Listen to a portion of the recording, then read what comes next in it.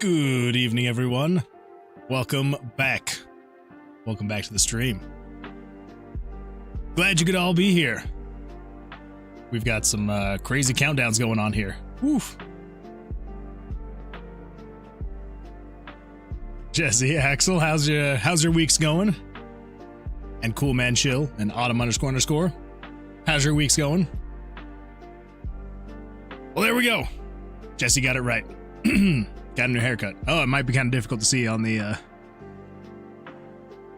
There we go. Yep. Cropped moon. It's very breezy now. Actually, it was, of all the days for me to pick to get a haircut, it was like 20 degrees colder today than it was yesterday. And it's going to be even colder tomorrow. It's supposed to snow, I think, tonight. So, you know, the joys of living in Utah, and even though we're well into spring, it still is just like, you know what? We're gonna be nice and cold. So, yeah. Axel says, wear a hat.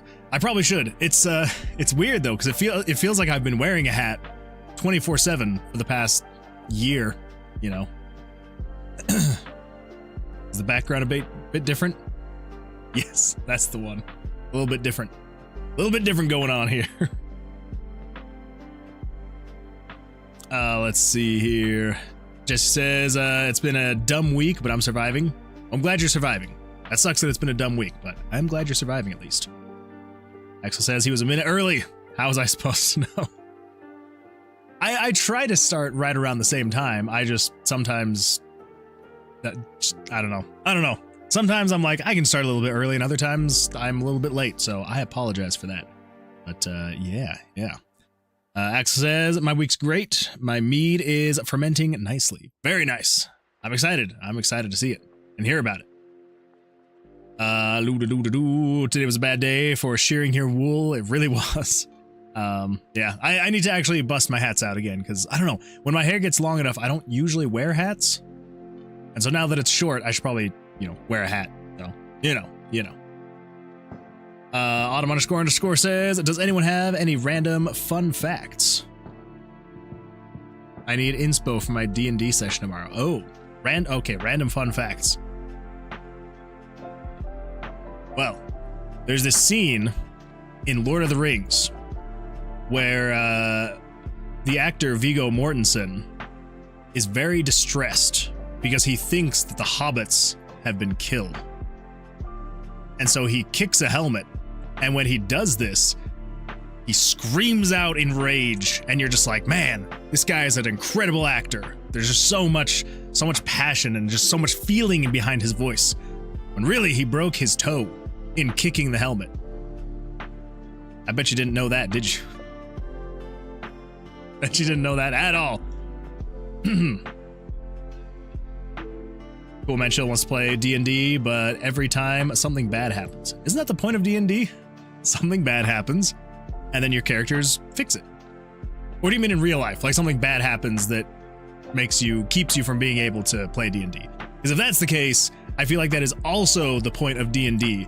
D&D, I feel like D&D is to make plans, get everything set up and good to go, and then cancel those plans.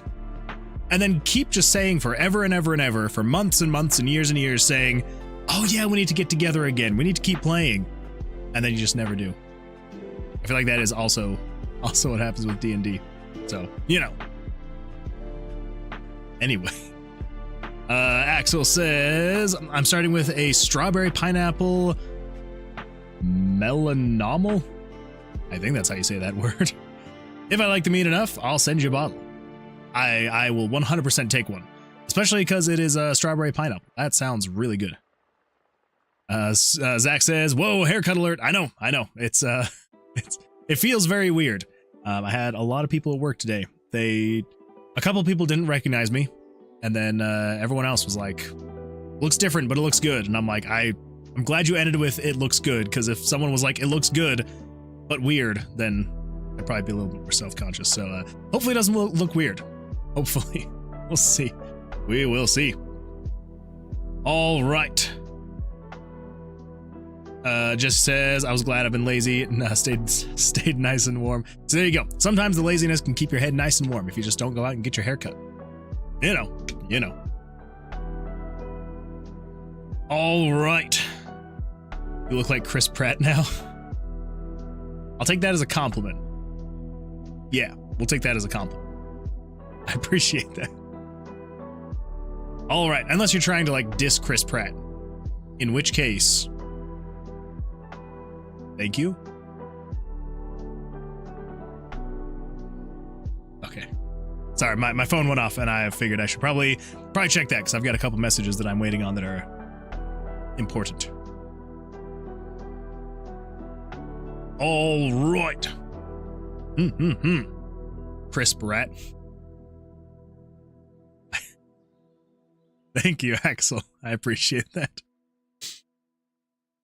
Zach says, no, I think Chris Pratt is pretty good looking. I think he's a pretty good looking guy too. You know, I mean, he's no, why can I not think of his name? Henry Cavill. He's no Henry Cavill, which is what I always go for. Anytime I sit down to get my hair cut, and I'm always asked, what's it going to be this time? I always say, if you can find a way to make me look like Henry Cavill, we'll be good. I still have yet to have that happen, but well, I don't know, maybe one of these days. If I just keep saying it, maybe it'll happen. One of these days. Level Up Design, welcome. Glad you're here. Hi, Chris Pratt. Didn't know you played games. Yes, I'm playing games now. I figured after starring in the Mario movie, I should probably start playing games now. So here I am, ready to play games. Autumn __ says, actually, it's just Dream Bosses, I think. Oh, wait. I've completely missed your twos conversation over on Twitch. So I'm gonna let you keep having that conversation. So yeah. All right. Well, welcome everyone. Glad you were here. We have got a big night tonight. So Tuesday, we got all sorts of fun stuff finished. So let's go in here, new game, yada, yada, yada. So, yes. So, oh, now I'm even trying to remember. What did we do Tuesday? Tuesday was, hold up. I know what I'm talking about. Yes, Tuesday, we got the exit doors instead of using stairs. That's right. Now I remember. So let's come back over here. Yes, so we got the exit doors working. So let's come in here. Let's go to variable 36. So the exit room's in room 24. It'll be easy enough to get to. So of course, this guy's in the way. Let's get that guy. One more. Ooh, take that slime. There we go. So yeah, so we got it so that the exit doors only spawn in rooms where there is no northern direction that you can walk. So, and we got the whole message going, you know, the door's locked tight and won't budge, and maybe there's a key somewhere that could unlock the door. So that is good to go. We don't technically have a key yet, and I'm trying to decide how we're actually going to make the keys work. I don't think we're going to actually include the keys in your inventory. I mean, we have a space down here in the bottom left corner, right? I don't think we need to have any visual representation of any key, because I basically how this is going to work is on the floor, there will be randomly a mini boss that spawns, and that mini boss, you fight them, and then you get a key to unlock the door, and then you can go and unlock the door and you're good to go. So what I'm thinking is when you fight the mini boss, it'll basically just say, hey, he dropped a key and you picked it up. So, I mean, we could have some kind of visual representation, but I don't think we need it. Yeah, I don't think so. So I think probably the biggest thing is going to be we need to spawn the mini boss and actually get their mechanics working, which shouldn't be too bad because we got the mechanics of the monsters working now. So they draw their cards, you draw your cards. You've got the tug of war. What did we decide to call this thing? The tug of war. Is this the tug of war board? Bar? Something like that. So we got that all working. So really at this point, it would just be spawning in the mini boss here, fighting them, and if you win, then you're better. So, yeah, so we just need to do that tonight, get it so you can actually unlock the door, and then we will finally have more of a gameplay loop working. I am so sorry. I need to drink more liquids or something like that. We're having a rough start. We're gonna be okay. Oh, sorry. That is a really sugary drink. Holy crap. All right. All right. Axel says, after starring in the Mario movie, Chris Pratt decides to finally play through literally any Mario game. Hey, now, he did say that he played some Mario games in some of his interviews, I remember. I don't know if it's actually true, but to be fair, I definitely have played the minority of Mario games at this point now in my life. When I was younger, I had played all of the Mario games, but haven't really played very many in the last 20 years, so, you know, it happens, though, as you get older. Level Up Design says, if the boss is in the room, no key needed. If the boss isn't in the room, key. That is true. So, and I guess that's where we could also decide, do we just lock the door behind the mini-boss? Actually, you may be onto something there, Level Up Design. That actually might be a much better way to go about that, is just, instead of the mini-boss being somewhere else in the dungeon, they're just blocking the door. Huh. Alright, well, maybe that. Axel says you should get the keys from an enemy. When you find the key, if you found the key, the door room turns yellow. Could do that as well. Oh, like on the mini-map? Kind of like mark where the exit is. I'd also kind of thought about that too. That way, if you found the key before you found the exit, it would kind of mark on the map where the exit was. So you weren't looking for the key and then looking for the exit. It would just, if you found one first, it would show you the spot to the other. But I do kind of think that maybe we do something where it's like the mini boss room is the exit room. And so you don't necessarily need to have a key because it's just the mini boss is the one that's blocking the exit. And so once you fight the mini boss, and you'll be good to go.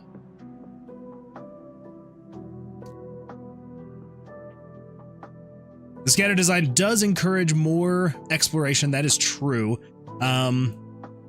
I feel like, because like if you're in the dungeon, I mean, you're in here to explore, you know, like you're walking around, you're collecting the D20s, you're looking for all sorts of things. I'm also probably going to add eventually like chests scattered throughout, so could do that. Either way, and you know, we honestly, we could go either way. You know, it could be we just have the mini boss in the room with the exit, just blocking the door, or it's actually locked. So either way would work. It's easy enough to do, and we could even do like a mixture of the two. What the freak was that? Did anyone else just see that? It like drew the cards and then it drew them again. There's definitely some issues. Like the first battle works fine, and then as soon as you come into a second battle, weird things start happening. Like if I try to leave right now, I think it just damaged me. Was I damaged before? I don't think I was damaged before. Now I have 9 health.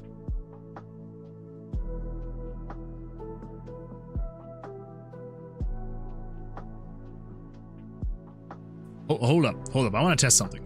Okay, 6 and 16. Will it damage me? No? All right, maybe I'm just going crazy. I might just be going crazy. All right. I do know there are some bugs with the combat right now, but for the most part, it's working. Level Up Design says, I mean, if someone is playing a roguelike without wanting exploration, they're playing the wrong game.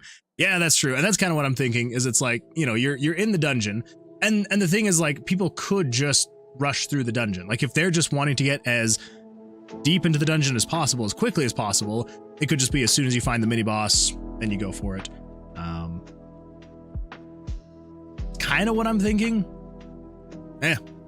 We'll see what happens. I think maybe for now, because it will be more simple to just implement the mini boss in the exit room, and then we unlock the door after the boss is dead. So yeah, I think that's what we're gonna do. And then we may just kind of, we may even mix and match. Some rooms you have to find a key, other rooms or other floors you have to fight the mini boss. So yeah, I think that's gonna be the plan. I think that will be the plan. I just want to see something really quick. If I can find a freaking monster. Okay, then that one is fine. I don't know what's going on. I don't know. We'll figure it out though. All right, so with that, let's probably get started working on the mini boss. Actually, no, we're gonna figure out this bug. When leaving combat, it sometimes attacks you / the monster. We're gonna figure that out, and then we're gonna do the mini boss, because we don't really want to use that same buggy code to make a mini boss if code is buggy. So let's unbugify the code, and then we will do the mini boss. Yeah, I think that sounds like a plan.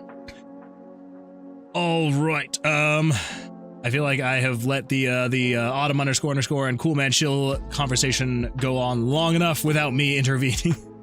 Actually, it's just Dream Bosses, I think. Another fun fact. Like non-Jesse and Axel folks. Anyways, my favorite thing about being the DM is I get to do whatever I want. That's true. That is a good point. A good part of being a DM is you get to make the rules. You do what you want to do, and the players, well, they'll do what they do according to your rules.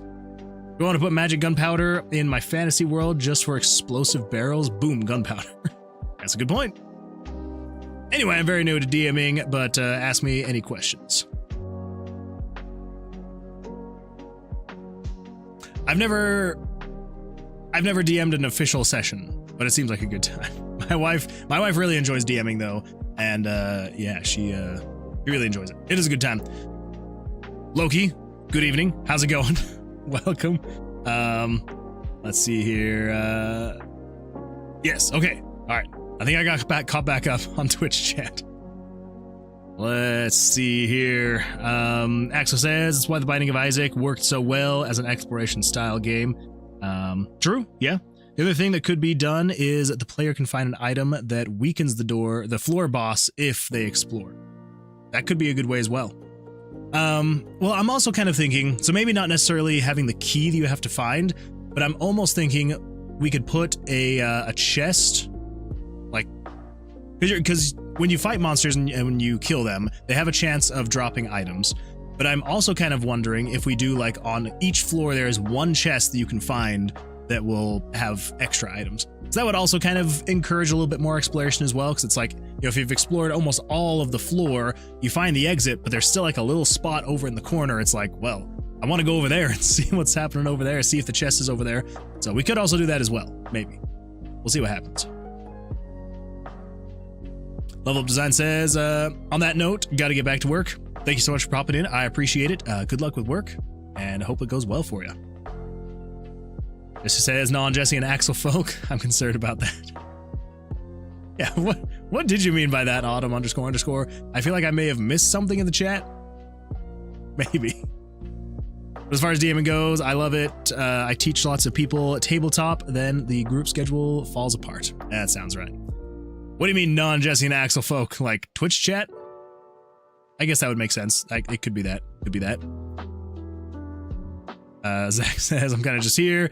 I get that it's usually only me and Jesse talking on YouTube chat, but that's a little harsh and feels targeted. Yeah, come on, __, Autumn __. And Angel F228 says, good evening. Good evening, Angel F228. Glad you're here. Welcome. How's your day going? How is life going for you in general? Unless you want to get specific. Axel says, I thought me, and Autumn __ says, oh my gosh. Axel says, I thought me and Autumn __ were friends beyond chat boundaries. I mean, you two have chatted in Discord, so I thought so too. That's just tragic. Can't believe you, Autumn __. I like how I'm tripping over your name, even though I've cut out half of your name, and I still trip over it. All right, here we go. When leaving combat, it sometimes attacks you / the monsters. We need to figure that out. We need to figure out what's going on with that whole combat thing. And I believe the issue is going to be somewhere here in the saving throw. Potentially. Angel says, I've been better in life, but the evening is great. Well, I'm glad that the evening is going well for you, but I'm sorry that life is not as great as it has been or could be. So I hope one day it'll get better. But if nothing else, enjoy your great evening that is going on right now.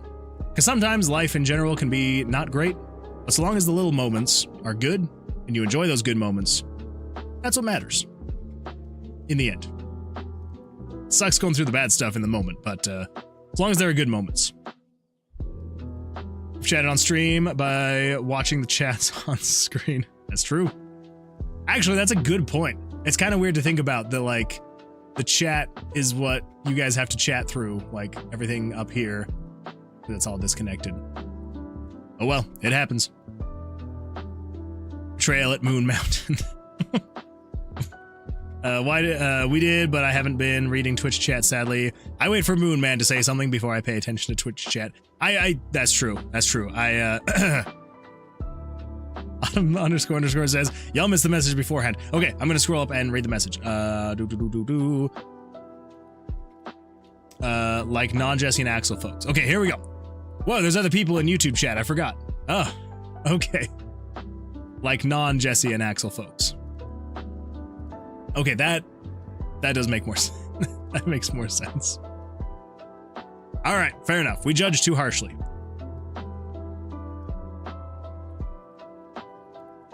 But that's true. That's true.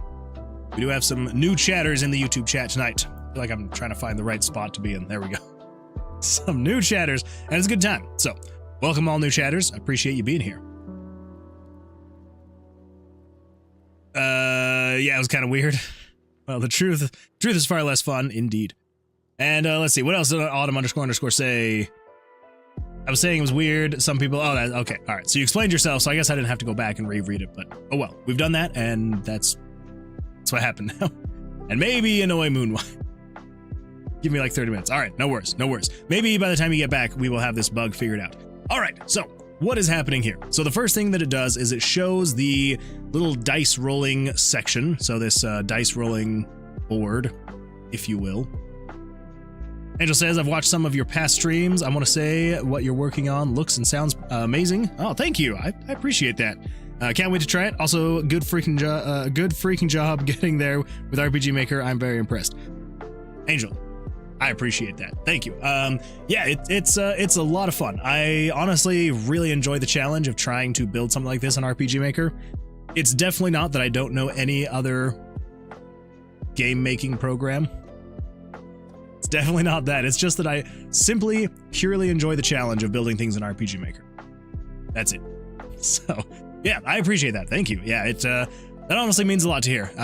Sometimes I wonder, what am I doing with my life making this? And then, but then I hear people are actually excited for it, and then it just kind of makes me happy again. So, and I know, I'm not saying everybody else is here. I'm not saying that. What am I trying to say? I'm trying to say, sometimes, as time passes, I can start to doubt myself. Anyway, I don't know where I'm going with this. I appreciate everyone being here, and thank you, Angel, for the kind words. I appreciate that. Okay, well, okay, yeah. So the bug: roll dice amount 2 equals on. Saving throw dice equals a random number between 1 and 20 because you're rolling a d20. Saving throw anim plus 1.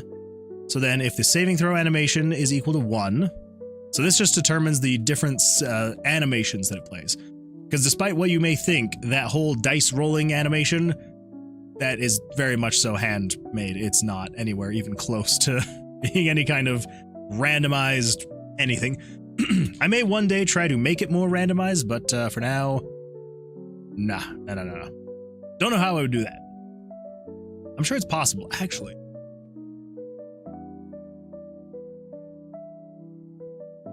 Okay, what do we got here? So it shows the picture, the dice, and it starts rotating the picture. Rolling dice on.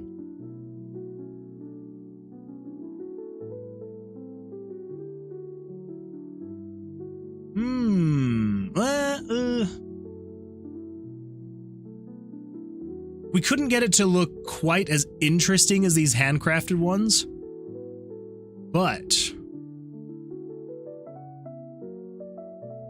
I may actually randomize this animation. Eventually, once we get this bug figured out, we're gonna get there.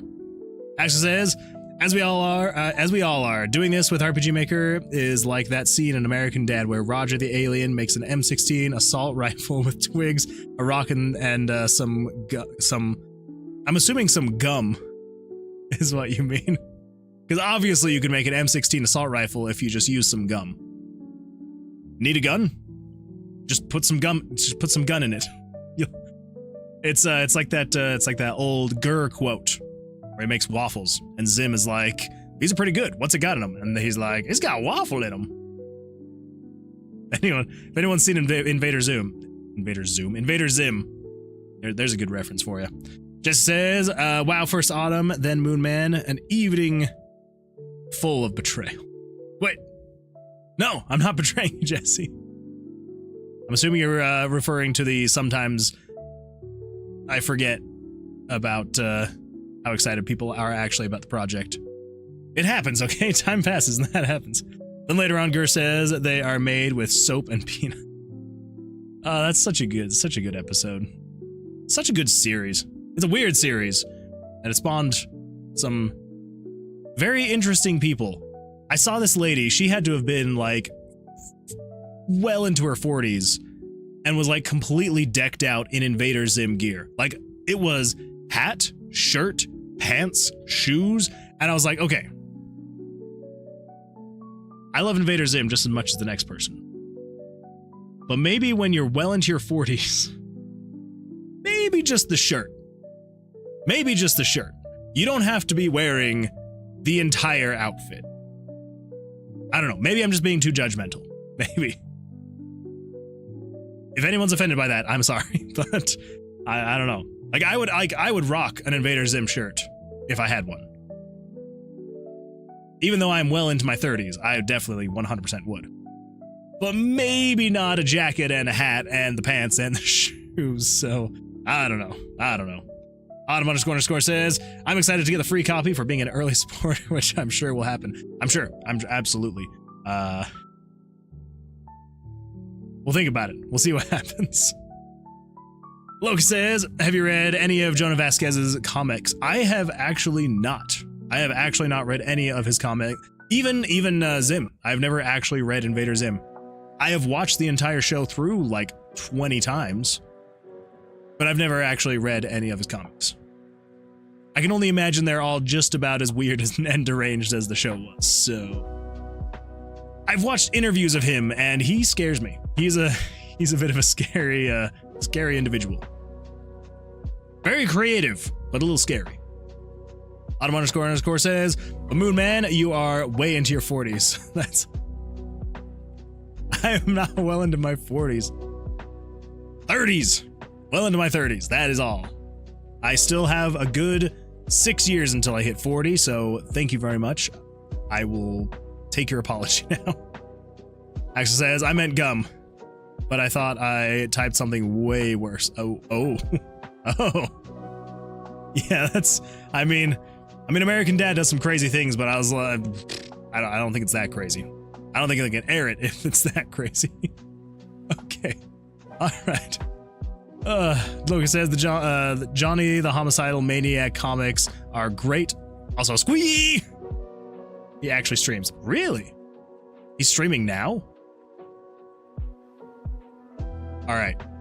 I swear we're not going to get as distracted as we did on Tuesday.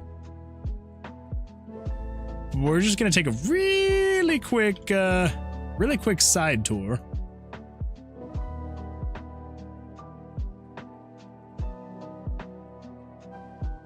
There's no way. What is this actually?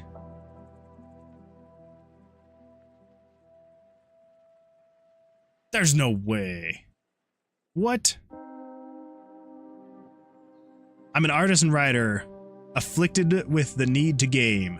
I created such holiday classics as Invader Zim and Johnny the Homicidal Maniac. My schedule here is pure chaos. Try holding your breath between streams. I believe in you. Huh. Well, that's pretty exciting. Also, I absolutely love his face cam. I debated doing something like that with my own, which is kind of funny. And I know that I say that and people are going to be like, Let me adjust these filters really quick. Like I literally have a filter and I'm pretty sure I still have it saved. Let's see if I turn this one on. Nope. What about this one? This one? This one? There we go. Yeah. Yep. I had this filter ready to go. I was literally going to stream like this. Like, I'm not even joking with you. This was how I was going to have my cam. I was going to be in like my Moonwood Blue, and this was how I was going to stream. I did not even think for 2 seconds to do what he did, which is wear glasses with enough contrast to where you could like see the eyes. That is genius. Well, Jonah Vasquez, I salute you. Here's my blue, I guess I'm kind of blue man now. Here's my blue moon man salute to you. Blue moon man.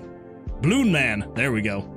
Anyway, I'm going to turn that off now because here we go. There we go. I'm back. I'm back, baby.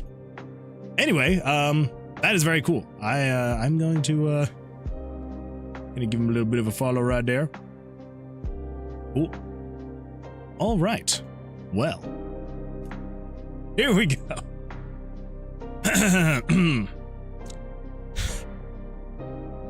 Yeah, Blue Man. Yeah. Well, now I'm glad that I didn't, because I would have felt like if I ever came across his stream, I would feel like I had somehow stolen the idea, even though I would have done it before I had even seen his stream. But oh well. Oh well. Now y'all get to suffer seeing my face not in blue. Maybe one of these days I will just do that blue filter and call it good.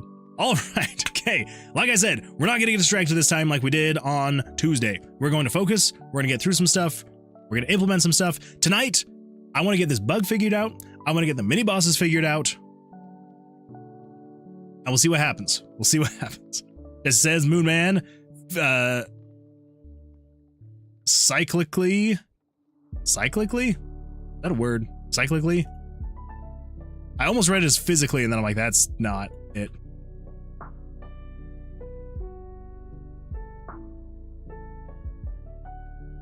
Cyclically. Actions or experiences related to the mind, often including mental abilities or powers beyond the natural world, such as intuition, clairvoyance, or telepathy. Well, there we go.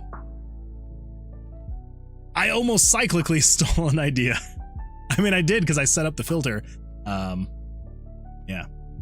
It's actually set up in such a way that, like, yeah, it's blue now, but I could come in here and I could be like, I'm gonna be... I'm gonna be dead man. I'm gonna be green man. Woo! Anyway, crap. I just lost my color. Was that the color? Nope, that's not the color. Whoops, I forgot to save that one. Oh well, close enough. That's a close enough color. All right, well, happy day. All right, so back to it. So rolls the dice. Wait, just says, I don't know, cyclically. Wait. Cyclically sounds good too. He's just running around on a unicycle stealing an idea. Wait, is it not pronounced cyclically? Is it cyclically? Cyclically? I don't. How do you pronounce I'm gonna say cyclically. It looks like cyclically. Pronunciation. All right, freaking. Oh my gosh. How? Okay. All right. Here we go. Y'all ready for this? I'm about to be. What's the word? I can't think of the word. All right, let's see what happens. Psychically. I'm adding an L. I was adding an L. Psychically. It's oh my gosh, I still can't say it. Psychically. Psychically. Why am I wanting to say cyclically?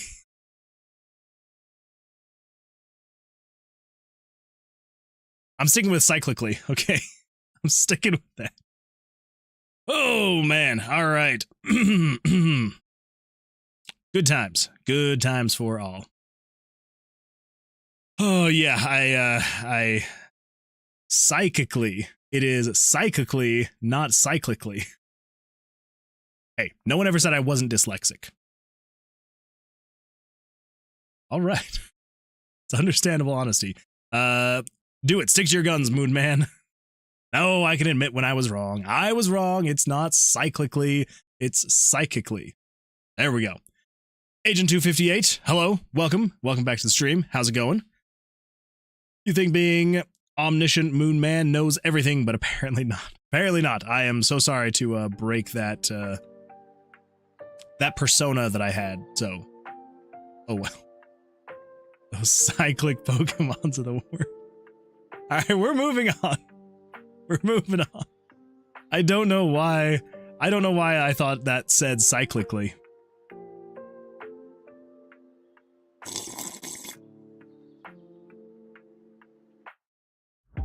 Okay, here we go. Let's go find this freaking bug. Okay, here we go. Do. So pulls it up.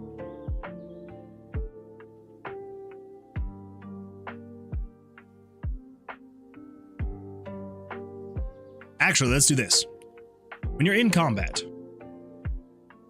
monster animation, hit monster, dead monster. Dead monster does all of this stuff. Monster XP, monster item, current room item.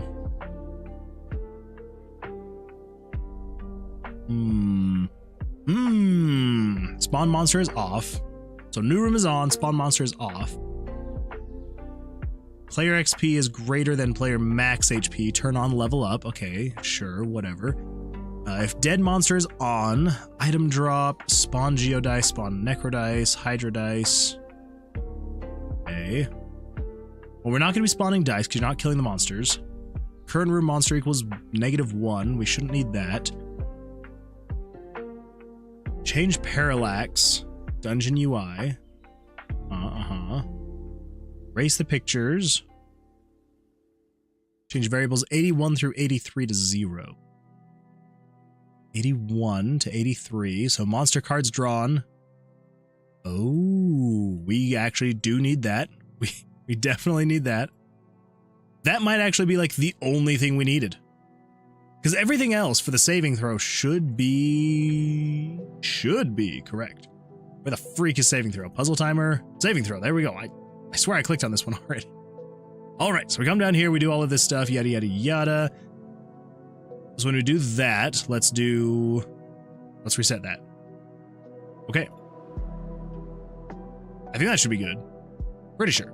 Exo says I can't find the clip I was looking for, but I found 8 funny others. They definitely age the hell out of me, though. Now I'm curious. What you going on about, Axel? What's happening? Let's give that a try. If we leave, HP's fine. 16, 36, yada, yada, yada. Okay. HP's still fine.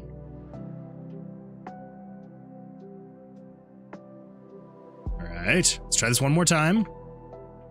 I'm not seeing any weirdness going on, so I think let's try actually killing the monster this time. Okay, I leave, go to the next room. Everything seems fine. Okay.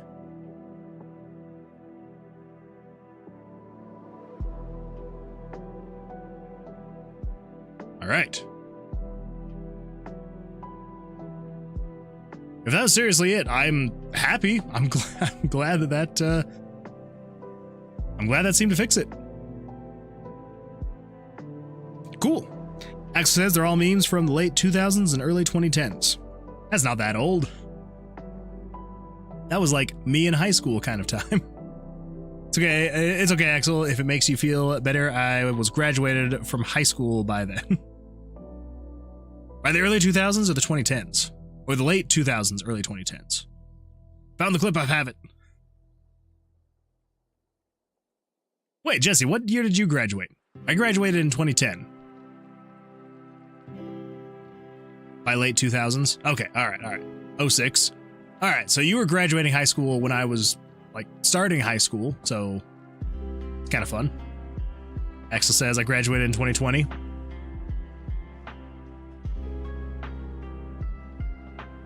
You're just a little baby.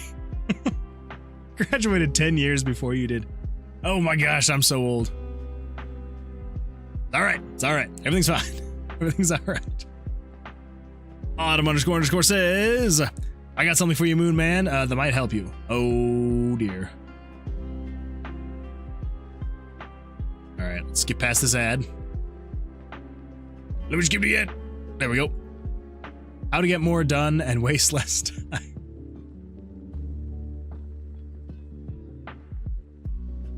I did pause it on a good screen though. Look at that guy. Look at that guy. Do I look like I'm not wasting time? Yep, nailed it. There we go. Wait a minute. Oh my god. I just realized. The freaking game was over it. You couldn't even see. That face had zero context. It had zero context. All right, hold up. I'm not crazy, all right? Hold up. Don't clip that. We need the context. All right, I'm gonna show you all the context and then you can't judge me anymore, all right? There's the context for you. Go back. Clip it and go back. Look at that face. That is exactly what I was doing. See? I'm not wasting time anymore. Yep, there we go. See? Now you can't clip and make fun of me because you see the context. You see it right there. That was the face I was making. I mean, sure, maybe my beard's not quite as good as his, but that's beside the point. It's the face, not the beard that counts. All right. Oh man, all right. Let's see here. Ooh, post the clip and memes. I'm gonna have to go take a look at that. I know the feeling, Moon Man. I'm a baby with banger music. That's true. That's true. Time to sleep. I'm gonna keep listening until my brain powers off. Have a great night. Thank you, Angel. I appreciate that. Hopefully the sultry sounds of my voice can help lull you to sleep. I will speak in a more calm way now so you can get some sleep. Yes, more clip potential. No, please. Please, not more clip potential. I can and will. The lack of context is what makes it funny. No, what makes it not funny at all. All right, here we go. Let's see what Loki shared so that I can see what Loki shared. That'll be better for me, hopefully. All right, here we go. Let's see what's going on here. Shredder's babies. Now I'm worried. Now I'm worried. Babies! They're babies! Oh!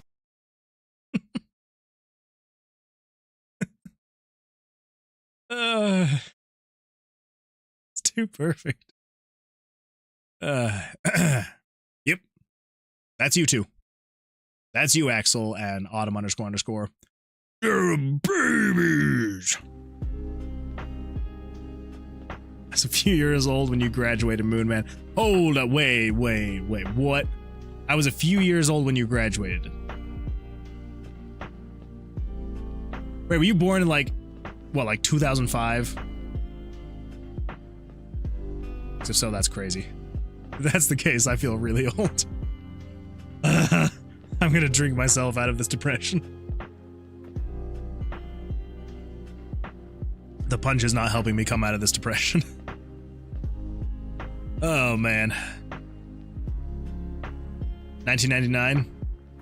Even that. I feel like that is very Here, I'm gonna pull this up. Since we're all pulling up references, I'm gonna pull this up. All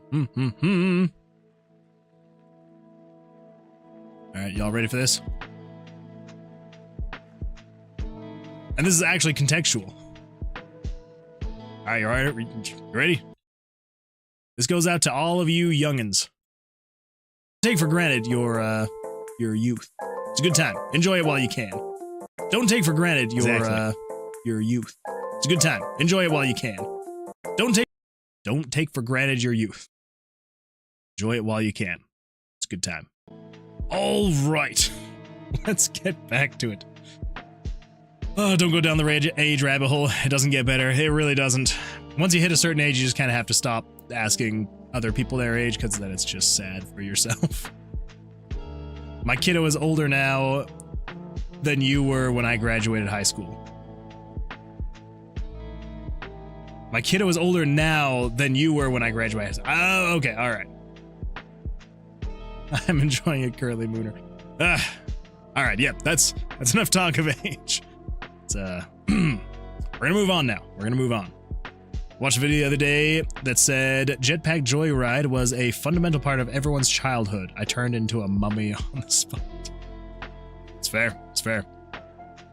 The problem with the age rabbit hole is there's no way out. That is true. There is literally no way out. There's no way to turn around. There's no way to go back. It is just down, down, down. All right. So, I worry about marking this bug off because it wasn't difficult enough, right? And so I'm kind of like, I don't want to say it's fixed, but it seems fixed. Like, I can attack, and then if I try to leave, so I've got 9 health, right? If I try to leave, bam, bam, bam,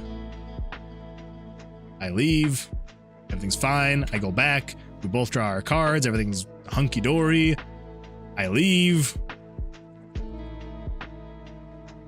I'm back, I still have 9 health, everything's hunky-dory, crap, I attack, I draw, I attack. Ooh, that's gonna be a rough one. Ooh, can I get an ace? Come on, ace! Come on, ace! No! Alright, that's fine. Yeah, there we go. Take that. And there we go. 7 health. Everything's fine. I find another monster. Draws the cards. Alright, well. Sometimes the bugs are just easy. I don't know. I don't know. If it pops up again, we'll know that it wasn't fixed. But for now, it seems like it was fixed. So, happy day. Happy day. Alright, well. I think that means we come down here. Spells, autoplay toggle, decorations, trap puzzles, new puzzle. Great mini boss plays blackjack against you. That's the one. That is the one. All right, cool. Let's jump in here and start making this mini boss. Should be a good time. X says clip edited and posted. You can't get away from it. I really can't. I really cannot. Let's see here. Oh, that actually reminds me. I've been doing some behind the scenes work on Lemonade on Main Street, so be expecting an update hopefully this weekend, maybe a little bit earlier, but it may involve some new graphics. Some new graphics. Actually, I just because I'm too excited about them all, I'm gonna pull this up really quick. Just, you know, just so you can kind of see what's coming down the pike. Images, pictures. Yeah, so it may involve some new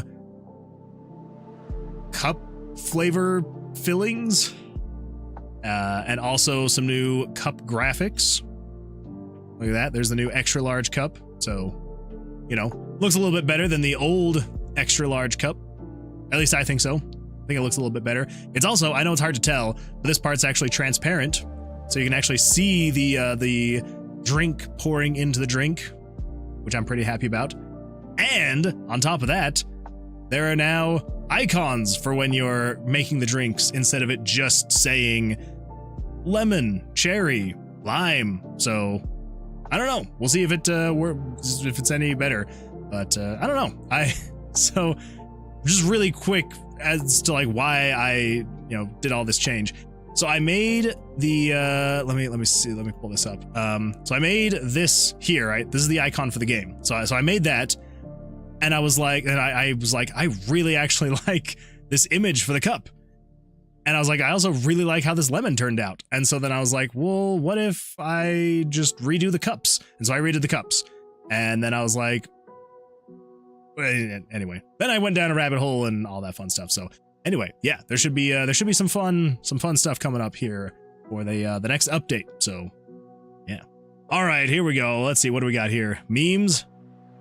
Let's see what we got though. Oh my gosh. Oh my goodness.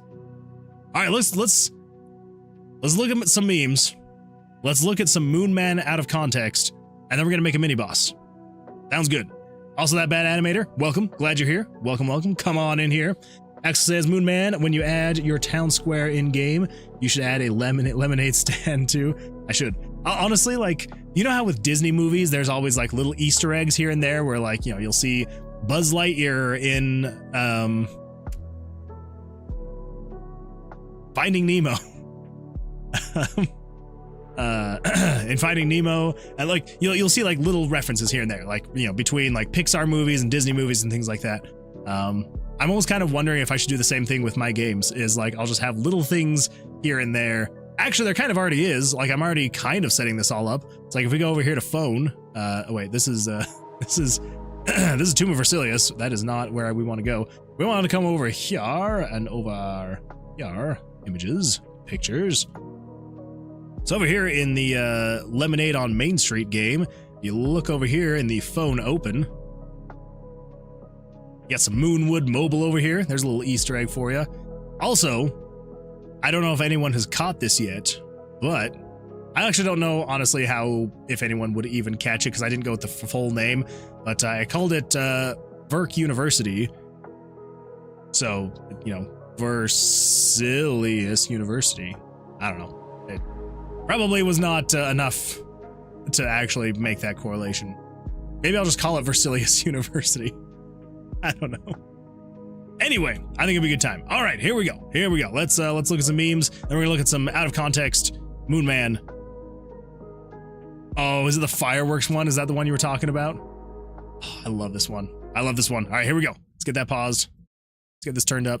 Here we go. Here's an actual customer out here. What's the best kind of firework to buy? Wouldn't you like to know, weather boy? Oh no, it cuts too early. I love the guy's reaction where he's like, where are your parents? This kid's sketchy. Back to you. That's the funniest thing. That's my favorite part of it. I mean, I do like the rest of it, but the whole, where are your parents? This kid's sketchy. Back to you. Draw your last pathetic card so I can end this, Yugi. My pathetic grandpa's deck has no cards, Kaiba, but it does contain the unstoppable Exodia. Possible! Oh my gosh. This guy here? You know what? He just Really? Yeah. Sorry. Scott Pilgrim vs. the World. If you haven't seen it, it is the most random movie you'll ever see. Even if you have seen Napoleon Dynamite, this is definitely more random, but way funnier. Gosh.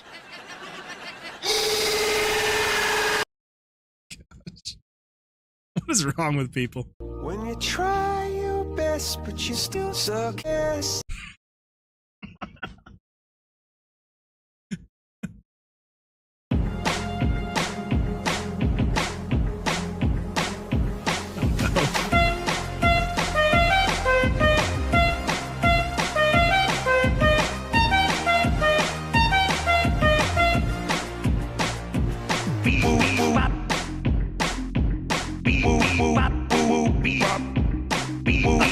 All right, that's enough of that. Some people have way too much time on their hands. She can go lower than I ever really thought she could. Face down. The top of your booty jiggling out your jeans, baby. Pull your pants up. I like it when I see you do it better than I've ever seen it done before. A lot of women drop it to the ground, but how low can you go? Jeez. Number 5 was made in 2014. 1, 2, 3, 4, 5. I can see that. 11 years ago. Man, it's crazy how time flies. Yeah, Gmod. So much good stuff has come out of Gmod. Oh, man. Let's see here. Currently, I'm enjoying it currently. Oh, wait, I already read that. I was playing games with a friend online. I discovered I'm closer in age to his teenage son than him. That's a good time.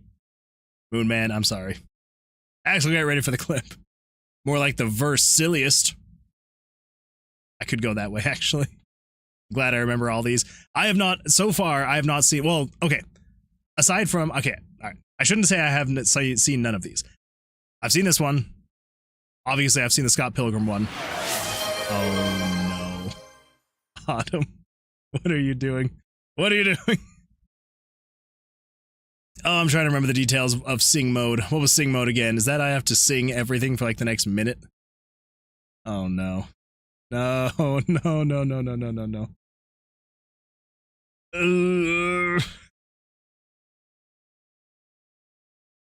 All right, how about this? When we get out of the memes, I'll do sing mode. Is that better? That way we're actually doing it for real instead of me just laugh reacting to stuff. We're gonna do it. We're gonna do it. Let's finish the memes and then we're gonna go into sing mode. 5 minutes. What have I done to myself? All right, 5 minutes of sing mode. After these memes, we're gonna get back to deving and we're gonna start singing stuff. All right. I feel like that's how a lot of meme channels are. Name. Your name is Cuntface. You fucking Cuntface. Blam!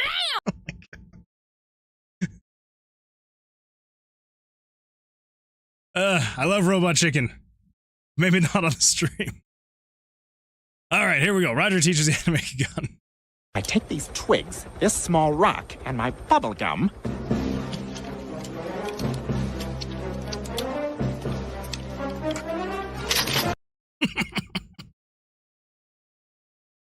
Accurate. All right, here we go. Whew, this is gonna be amazing. I thought some of my brain didn't connect it. Number 5 is made. Let's see. Yeah, Gmod goes hard. I know the episode is Fresh Prince of Bel-Air very well. That is a good episode. All right, Autumn __. Here we go. Let's get back to deving. We're gonna make sure we get through this dev stuff tonight. Here we go, back to the deving. Let's take a look at what the plan really is. We're gonna make a mini-boss that plays Blackjack against you. So let's do that. Doody-doo. I don't know how to rhyme these words very well, but that's alright, let's get back to this hell. 5 minutes of this, huh? I gotta make this thing a lot more expensive. But that's alright. Let's get back to it. Autumn __ says, I feel like this is helping you focus. That's very possible, it might be. I need to add an overlay so people don't think I'm crazy. You see what I did there? I tried to rhyme what I was saying. I gotta have a little overlay that says I'm in sing mode, so people don't think that I'm just a crazy nut job. Take it from the top. No overlay, just singing. Let them think the truth. I mean, I am a little bit crazy, but that's okay. A little bit of crazy makes people do weird things. All right, let's get back to it. Here we go. We're gonna create the monster draws. No, we already got that going on. We need to expand on the monster draws. That's right, we gotta expand on them now. So let's pull this up here and we will get down to business. All right, let's get to it. Here we go. I probably should have started a timer, but that's okay. Actually, give me 2 seconds.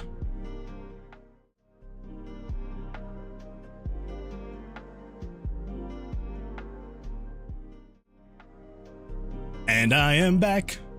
That's right, I'm back. And if we add a duplicate right here, I can put a little timer there. That's right, I'm back. Set this to 4. Oh crap, that didn't work. That's all right. What if we paste a reference? Aha, that's what we want. We want a reference. So let's delete this one and then let's grab this other one. Let's put it down here. We'll start the timer. Set it to 3:33 and then we'll press play. Refresh. Play. Stop. Refresh. Play. There we go. Now we got a timer for the singing that we're doing. I don't know why I'm singing everything like it's a country song. That's okay. We're gonna keep doing it anyway. All right. Here we go. Let's get back to it. So what we want to do is create a monster section for the mini-boss to fight you. That's right. Let's get rid of the exit. Let's bring up the cards. Let's figure out where we'll put the cards. If we hide the deck and we pull up these other cards, and then we'll show the rest in sequence. Let's move the other cards along. That's right, that's what we'll do. We'll move this one over here and put this one next to you. I think that's the way we want this to go, but let's double check, just make sure so we know. I feel like this is going super well, but let's continue down the road into my living hell. All right, here we go. Let's make the card show on the screen. We're gonna do these 5 cards right here. 1, 2, 3, 4, 5. I just rhymed 5 with 5, but that's all right. It's okay. Because what we're gonna do is I'm gonna keep singing anyway. Here we go. Let's grab the cards and find out where they're gonna go. We're gonna put them on the screen. I hope you know. I've said it once or twice now, so now we're all on the same page. Let's get these cards showing here, and it'll be a good time. I need to stop trying to rhyme my words and just sing what I'm saying. Because what if I'm just singing things, it doesn't have to rhyme? But let's try this one more time. Axel says, are you reversing the enemy's cards? Never mind, I'm stupid. That is not a stupid question. The answer is yes, I am. I'm gonna reverse the cards, but first we gotta show. Wait, you're right. That's not what we have to do. We need to have, okay, here's what we're going to do. I just rhymed do with do, but that's okay. Here we go. So yes, we're gonna have it show one card, and that's what we're going to do. And then we're gonna have the other one flip upside down, you see? And when that card is flipped upside down, you'll know about one card, but that is all. So basically, the way that the mini boss will work is they will draw 2 cards, but only one you'll see. And so by the time you've decided to place your bet, the monster then has a chance to draw some more cards. And so if at that time you don't have a high enough number, then when the monster draws their cards, then they'll be the ones who turn you into fodder. Holy crap. Okay, all right. I'm upping the price. I'm upping the price on that freaking sing mode. That was terrible. To anyone who may have joined while I was in sing mode, I would like to formally apologize. Ooh. All right. Why does this feel like a segment of Whose Line? Yeah, just a little more cringe is all. That's, you know. Axel says, no joke, Moon Man, I'd pay for you to sing over my songs. Oh, well, I appreciate that.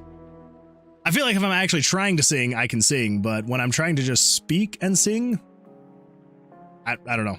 It's a little bit more difficult, but I appreciate that. Thank you. I thought for some reason only the top left was accessible and there was no bottom right. Oh, of the cards. You could only see. Okay, yeah, that makes more sense. Yeah, and so yeah, probably what's gonna happen is, yeah, so the monster will draw 2 cards. This first card will be upside down. The second card will be right side up. So just kind of, you know, how it works in Blackjack. And then you will draw your amount of cards. So yeah, so the difference between the mini bosses and the regular monsters. Regular monsters, they draw 2 cards. They're both face up. You see exactly what they can and can't do. With the mini boss, they will draw their 2 cards, one face down, one face up, and then you have to decide, is this as far as I'm gonna go? am I gonna draw to this point and then call it good and then just hope that the mini boss doesn't draw higher? So anyway, yeah, so just like Blackjack, this is where the actual Blackjack rules more come into play, is with the mini bosses. So yeah, good times. All right. Whew, here we go. Let me see here. I'm just gonna do this real quick. Be in here. Give me 2 seconds. 2 seconds. This one?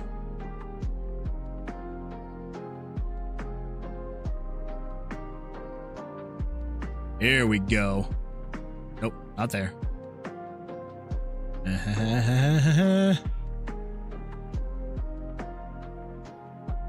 Yeah, there we go. Sing mode. Get that. We need that to be more expensive.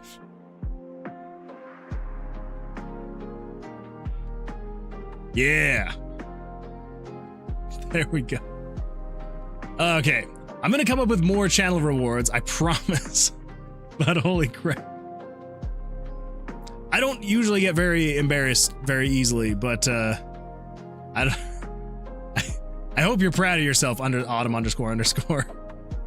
Yeah, you might want to switch the cost of singing and Truth or Dare. Oh yeah, trust me, I did. Truth or Dare I feel like would be much more easy, so, you know. The singing, I don't know, when I was putting them together, I was like singing for 5 minutes, I was like, singing what I do is pretty easy, so I'll just do that. And then the Truth or Dare, I was like, we'll just put that at 5,000. But yeah, definitely flipping those. So Truth or Dare is a little bit, well, actually I didn't change the price of Truth or Dare. I just upped the price of the singing. Maybe I could have a shorter singing session for cheaper and then a more expensive one for longer. There we go. There we go. Cameron Reap says, I like the graphics. Thank you. I appreciate that. Yeah, we're going for a very old school with this roguelike or roguelite. That's right. I had to correct myself a week ago or so. And yeah, yes, roguelite. Trying to go for like that old school vibe and look to it. So yeah, but I appreciate that. Thank you. X says, I really hope my me doesn't explode. I'm sure it's going to be fine. That would be terrifying. Your mead's just under the, well, wherever you have it. It almost looked like it was like under the sink, but I'm guessing it's just like in a closet somewhere. It's just sitting in a closet and then just all of a sudden, terrible and terrifying. McCore Henny, welcome to the stream. Glad you're here. First time chatter. How's it going? Hopefully this isn't a weird one for you to come in on. Everything says, Dare, sing for the rest of the stream. That's a terrible dare. Thanks for the follow, McCaw Henny. Thank you so much for the follow. I appreciate that. Thank you. I've migrated from YouTube as Cameron Reaps. Oh, well. Welcome from YouTube. I appreciate you being over here. Yeah, wherever you feel most at home, feel free to be on either platform. But yes, well, I appreciate your comment over on YouTube saying you like the graphics. Thank you. I appreciate that. Also, Fairwinkling, it sounds like you are trying to dodge the rules. I mean, I guess I didn't necessarily state that it was a rule, so you're not really dodging anything. Maybe even that one could get very dangerous. I need to look into some cheaper things, because yeah, Loki, you're sitting on 16K. You've got a lot of channel points there. Yeah, I'm gonna have to think of something very big. We'll figure it out. It's in my garage in a cabinet. Okay, yeah. I mean, I assumed that it wasn't, you didn't just like stash it under your sink. I assumed you didn't. But there was a part of me that was kind of like, it almost looked like it was just under the sink, so, you know. All right.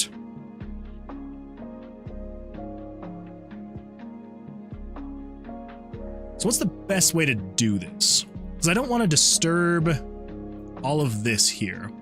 You know what? I think we're actually going to leave monster card draws alone.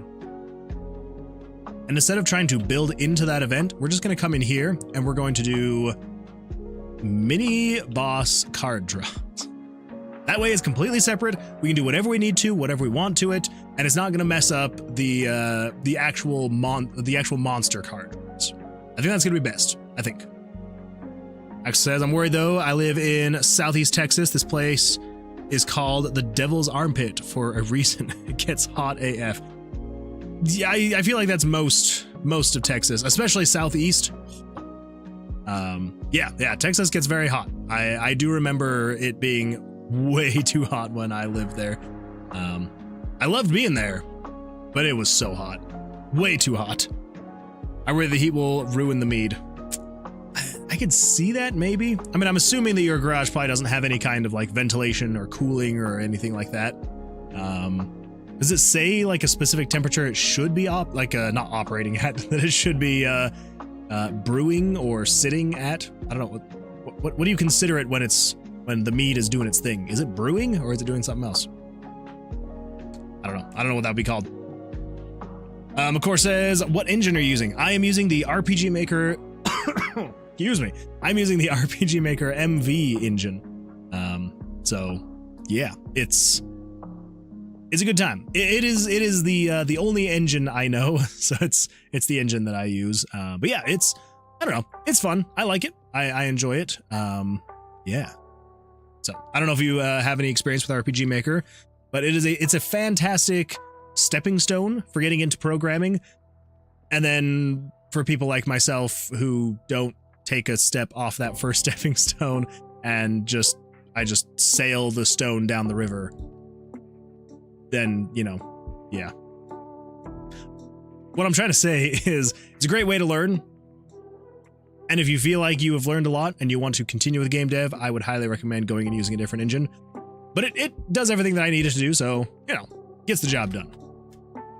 Actually says fermenting. Yeah, yeah, that's true. That's true. Cameron says, I know HTML and Bootstrap, so okay, well, yeah. I mean, if you feel like it wasn't too difficult for you to learn HTML, then, I would say going out and learning other languages as well to add on top of that knowledge, and then, moving on and applying that. Because there are also other engines out there that don't necessarily require a ton of coding. The reason why I like RPG Maker is because you could make everything, like you could make a classic looking top-down RPG with absolutely zero coding knowledge. Because like it's all, I almost said it was node-based. It's not node-based. It is, it's all, I'm gonna guess kind of, they're not nodes. I'm trying to think of what they're called. Actions? I don't, anyway, it is all just visual scripting. I think that's the term I was going for. Visual scripting. So like it has these event commands, right? And it just has a list of everything that you can do. So anything from like showing text to controlling variables to changing player HP and MP and changing items, adding items, scrolling the map, showing pictures, playing music, starting battles, all this fun stuff. So you could do anything you would need to do to make an RPG with RPG Maker without any coding knowledge at all. But if you do know JavaScript, which is what this runs off of, then you can come in here, it does, all the custom scripting stuff, and you can make it do weird things like this, which is basically just showing a picture, but it's showing a picture based off of a variable, which is something you can't do with just the show picture. You have to choose the specific picture you're trying to show. Whereas with a variable, you can have it, be random pictures and all that fun stuff. So anyway, yes, I would highly recommend it if you are wanting to learn and get into game making. I would highly recommend RPG Maker. Great place to start. They come pre-packaged with all the assets you would need, and then you can kind of branch off of there, which I would highly recommend branching off. Even if you stick with RPG Maker, branching off of the default assets is, I could not recommend that enough, is going out, finding some assets of your own and putting those into the engine and using those to help set your project apart. Struggle with true.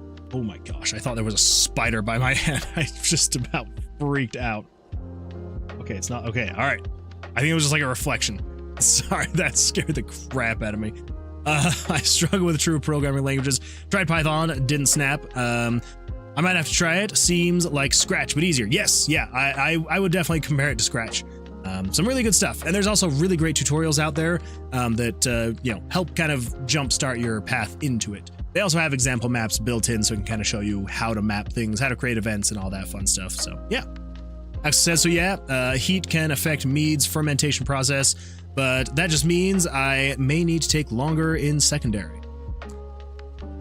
You're gonna know a lot more than me. You're saying all this stuff and I'm just kind of like, huh? So, as long as it just makes it so you only have to spend more time in, what do you call it, secondary, then I wouldn't say it's the worst thing in the world. But if you are worried about it exploding, then it probably is best that it's out in the garage just in case. I was gonna say, well, you could just bring it inside, but then it's like, well, if it's gonna explode, maybe having it inside is not the best idea. Maybe not. All right, so here's what we're gonna do. So we still want to say, we still want to assign a value to card 1. We're not going to show that, but we're still going to assign the value. So pick a random number between 1 and 13. For the suit, random number between 1 and 4, yada, yada, yada. And then we're going to show picture card, but we're not going to use the variable on this one. We're just going to say, hey, show card. Get rid of all of that. This is just going to be card, what do I call it? Card 0. There we go. Card 0 is the back card. It shows it, moves it, monster card draws +1, and then it draws the second card on top of that one. Yeah, and then we're good to go. Okay, so to be able to test that out and just make sure that that's actually what we want it to do, that is event 15. So over here, when it spawns the monster, we want to say turn on. Okay, so 12A true. We're going to say 15A is true. So let's go find a monster, and then it should.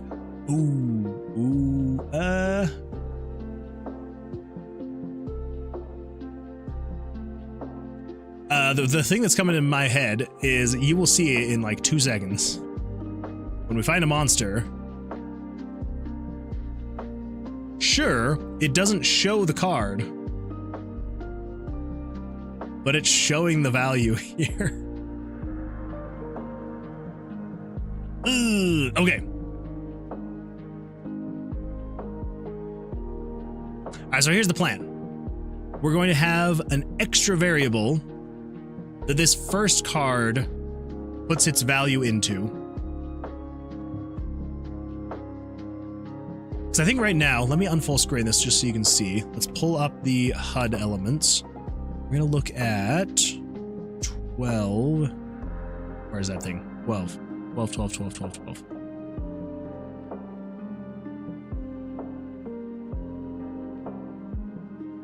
There we go, 12. So you were going based off of variable 82. What is variable 82? 82 is total monster total card value. Oh. Wait a minute then.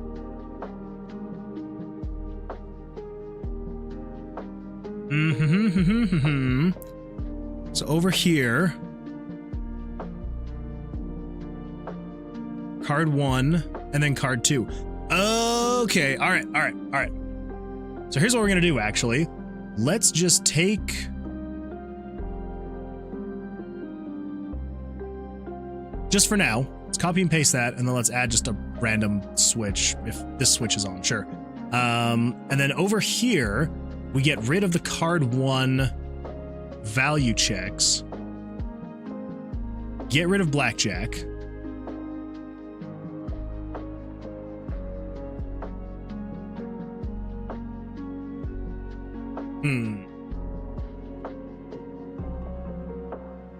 When does the dealer get a Blackjack? Do they check their cards, or does the dealer check their cards after? Blackjack. Here we go. The pack, object of the game, betting, the shuffle and cut, the deal. When all players have placed their bets, the dealer gives 1 card face up to each player in rotation, clockwise, and then 1 card face up to themselves.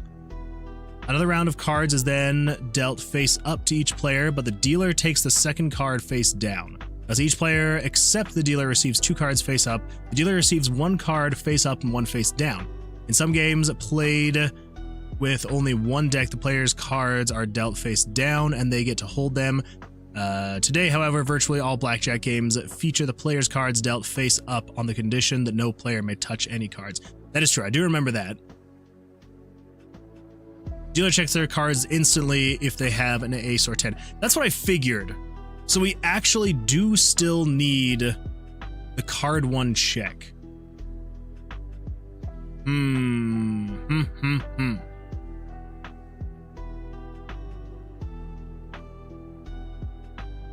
All right.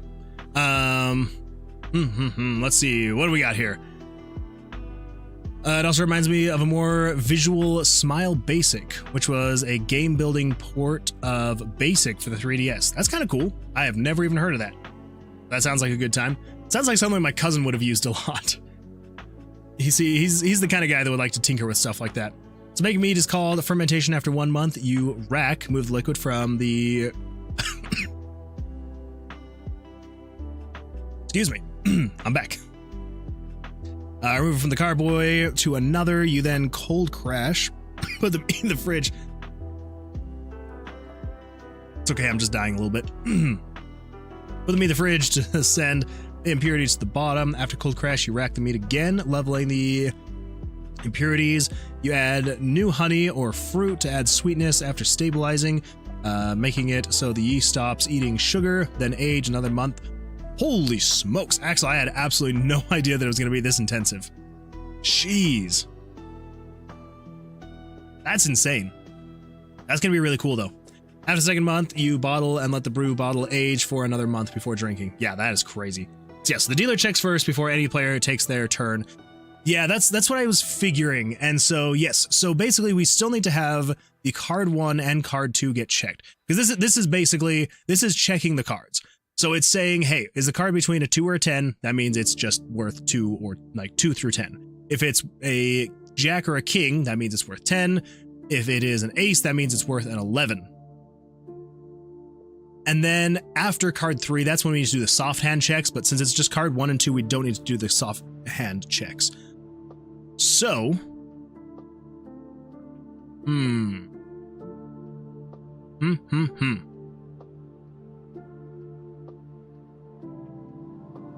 So I think what we're going to do then, so monster total card value equals,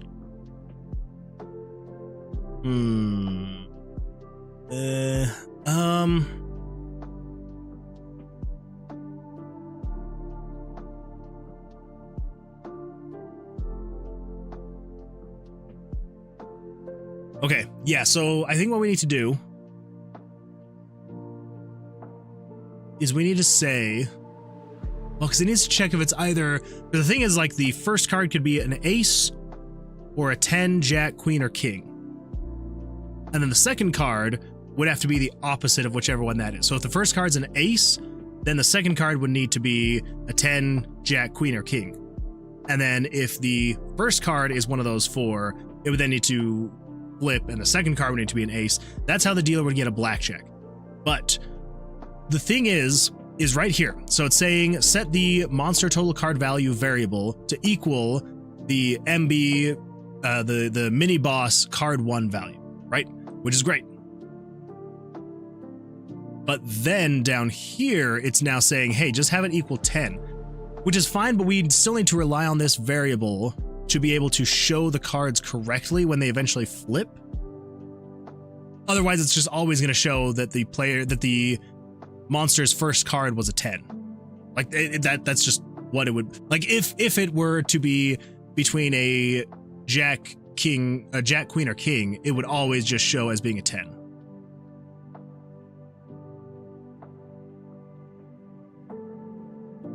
So here's what we're going to do.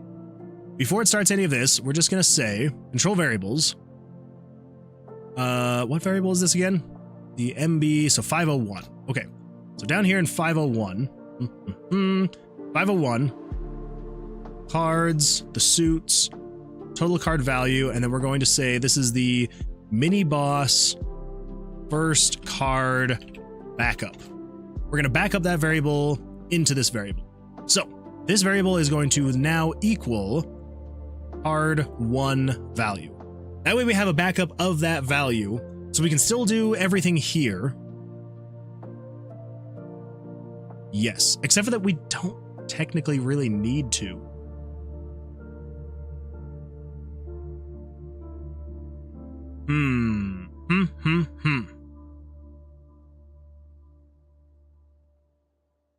Actually, yeah, we don't need to do that.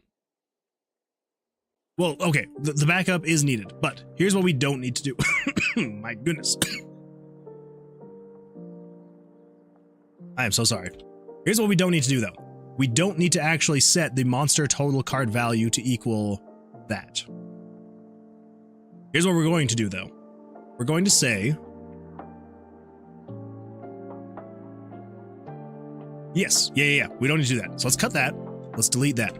So all we need to say is, hey, if you're a jack through a king, set it to 10. If you're an ace, set you to an 11, right? That's what we need to do. And then same thing here. We're going to say... But then here we can just do the regular thing, because this is the card that's actually showing. So it needs to show the actual base card correctly. And then here at the end, we then need to say...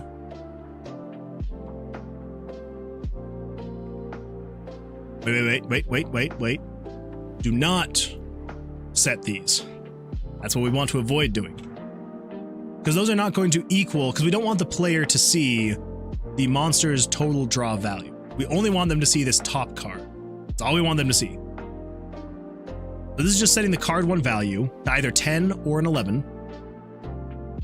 And then down here at the end, for the if statement, we're not going to say if 82 is equal to 21. We're going to say if game variables dot value 82. We're going to need a little bit of this, actually. If 82 plus game variables dot value. What would be the other one? 82 and 501. So 82 plus variable 501. If those two variables together equal 21, then it's a blackjack. Cool. That should be what we need to do. And turn on blackjack, control self switches, turn on 9-6B to true. Is that just the player being attacked? I think so. Okay, cool. There we go. Let's see here. What have we missed? Dealer checks their card instantly, but otherwise they don't flip their card until the player has standed or busted. That's true. Yeah. So, and that's yes, you are correct in that. Thanks for the mead lesson, Axel. Yes, Axel. I'm actually kind of surprised at how much you have learned about mead. It's kind of impressive, actually. I just started, I'm kind of keeping the server up to date with it. I'm also using it as a note. I like it. As in Discord server. Also, hey Moonman, pin this upcoming comment from me. Okay. Wait, the fun fact one? That's the one I'm assuming. All right, I'm a mod on the server, not here. Fun fact, the original name for Jack was Knave of the letters KN. To avoid confusion, it was changed to Jack with a J letter. Huh.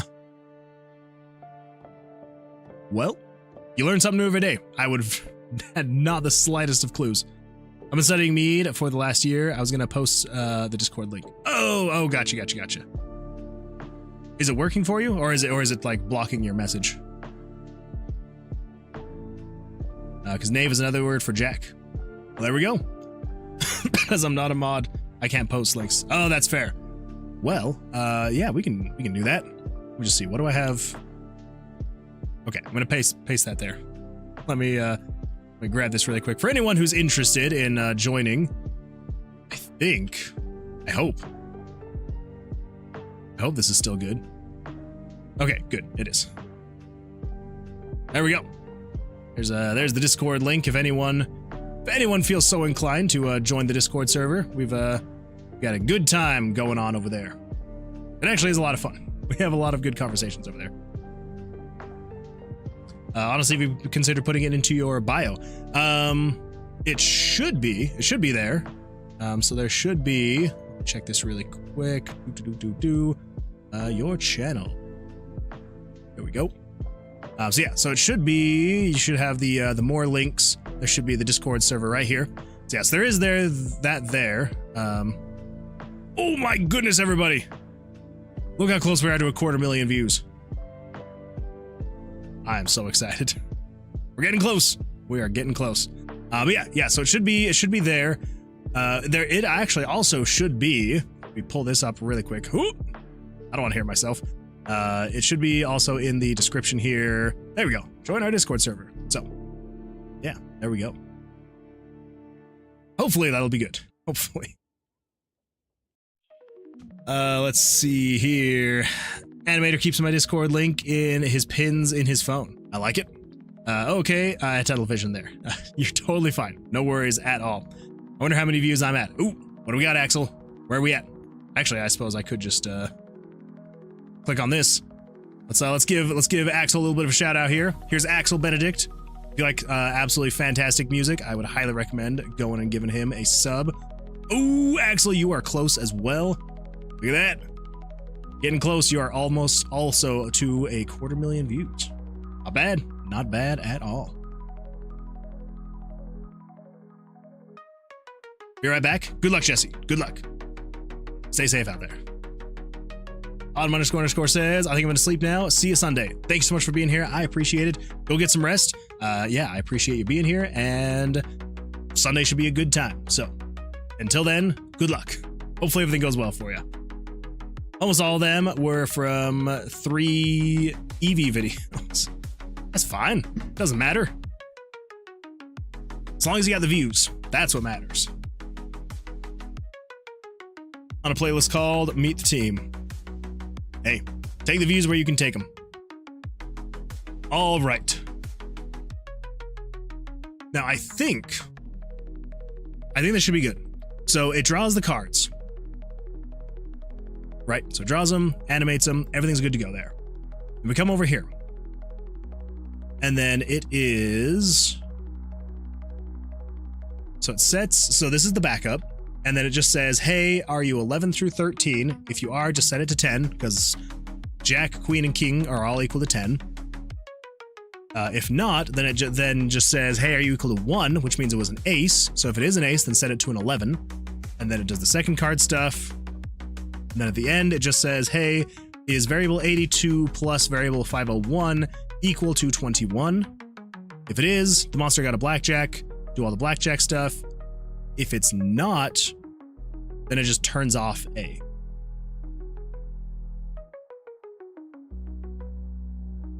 Seems simple enough. And then at that point, we would then need to turn on something else with this event, and that would be all that stuff. Okay.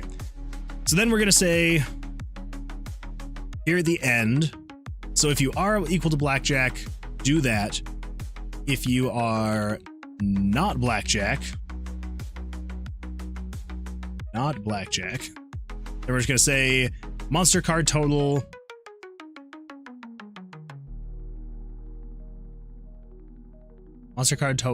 plus, okay, we're going to say monster card total equals card 2 value.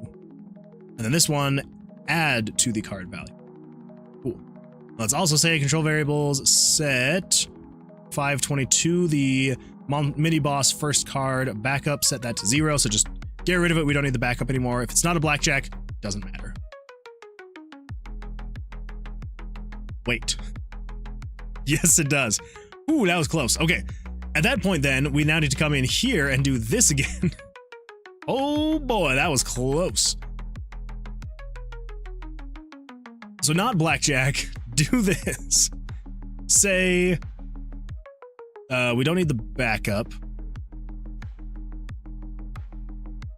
Oh, actually, no, we need to say set card 1 to equal the backup.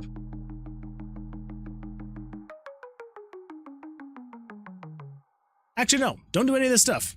We don't need to do any of that. No. Let's get rid of all that. So if you are not Blackjack, we actually need to do anything at that point. So we don't want to get rid of the backup, because the backup is there for what we need. I mean, I guess at this point we could just say, hey, set this to then equal the backup. Easy enough. Yeah, and then we just turn off A. All right, cool. So let's give that a check and see what happens. We will see what happens there. What the? Oh, look at that. Forgot to close the game last time. Let's full screen that. There we go. Refresh. New game. Yes. All right, there we go. Oh, man. Whoa, I feel like I've missed so much. What happened? Cameron says, I'm a lurk and work on my D&D character backstory writing. Very nice. Good luck with that. I posted them 2 years ago or so ago, so they don't count anymore. I mean, they do to your overall channel view count. 100% still counts. 100%. For me wanting to monetize. Okay, I should have read that next message. Yes, for you wanting to monetize, that is true. That is a rolling thing, but it's still, I would say, like, I don't know, a badge of bragging. It's a bragging right? To have X amount of views on your page. I think it's kind of cool. I don't know. I think it's a good time. Let's see. Okay, you should totally tell me about it. I need to post more Sky Children of Light content. Your character uses soul weapons, and it should not automatically Blackjack, I reckon. Oh wait. There's a big man. Okay, so an ace should not automatically Blackjack, I reckon. So the way that the Blackjacks work is you have to draw, so it has to be on your first 2 cards, right? So if you ever take a 3rd card and it ever equals 21, that doesn't mean it's a Blackjack. It's only if your first 2 cards equal 21. So you would have to draw an ace and a 10.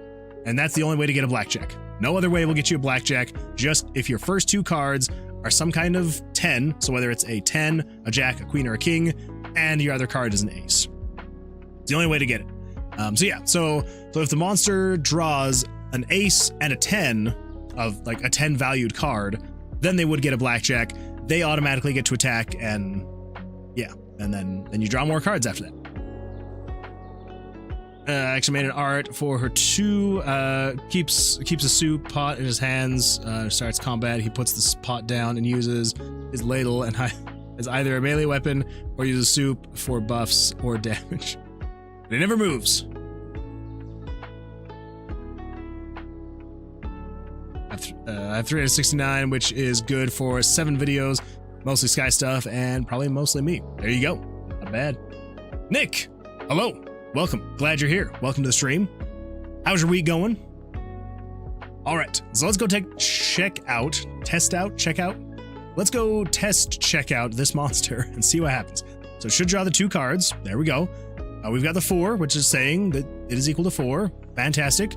But if we come in here and check the variables, let's scroll actually, because that would take forever to go down one at a time. And then the mini boss card value is equal to 11. Oh. Okay, that means it's a jack. Okay, all right. For some reason, I was thinking that meant it was an ace, and I was like, no, but we're good. Yeah, so if the card 1 value is equal to 11, then it would be a jack. So then, yep, and then first card backup is an 11, cool. So yeah, so it backs it up, does all the calculations, shows that they only have a 4, and then puts that back into the first one. Yeah, then we're good to go. Cool. All right, so that is the initial draw. Now we need to make it so that the monster actually, can draw after you draw. So this is where the more new mechanics are going to come into play. So how are we going to do this?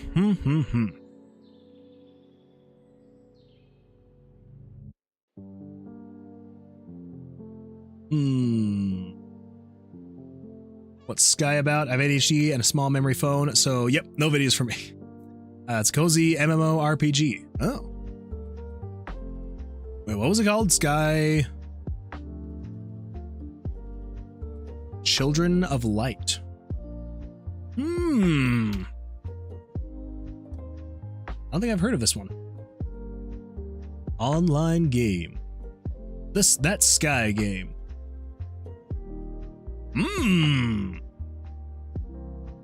Well, that is very cozy looking. Explore an open world. Sky News. There's a lot of celebrations and awards, I must say. Huh. That's kind of fun. I like the look of it. It's a very nice looking aesthetic. Yeah. Very nice. I may have to give it a shot sometime.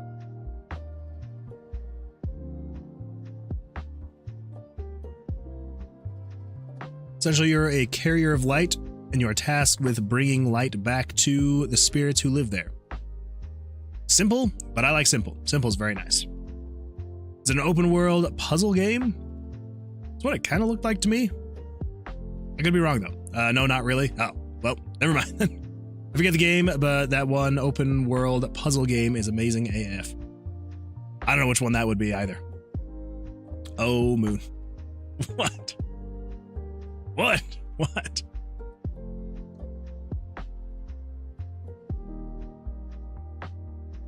Good old blueprints. Good old blueprints. Freaking blueprints. All right. So, when you go to attack, I think what we need to do probably is I want to use all the same player card mechanics as are set up for the regular monsters. And then probably what we're going to do is we're just going to turn on a switch that says like mini boss or something like that. And then that will be able to determine what the actual cards are doing. I think that's probably going to work best.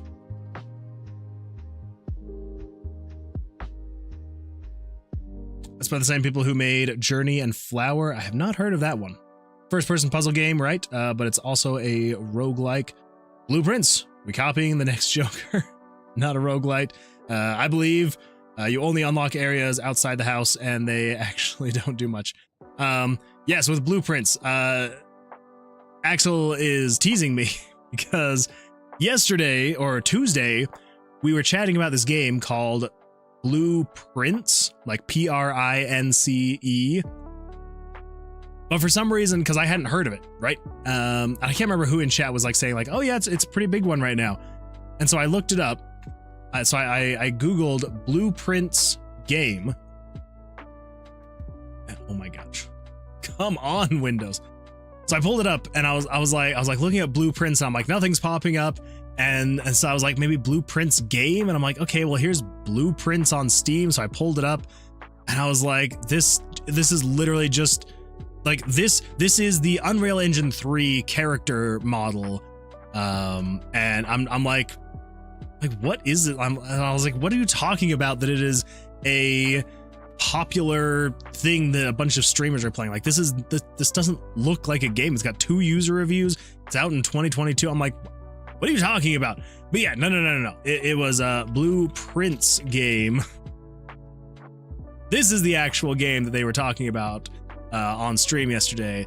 And yeah, this is an actual game that people are actually playing. So not Blueprints, but Blueprints. And don't you forget it. Anyway, yeah, that's me. That is me.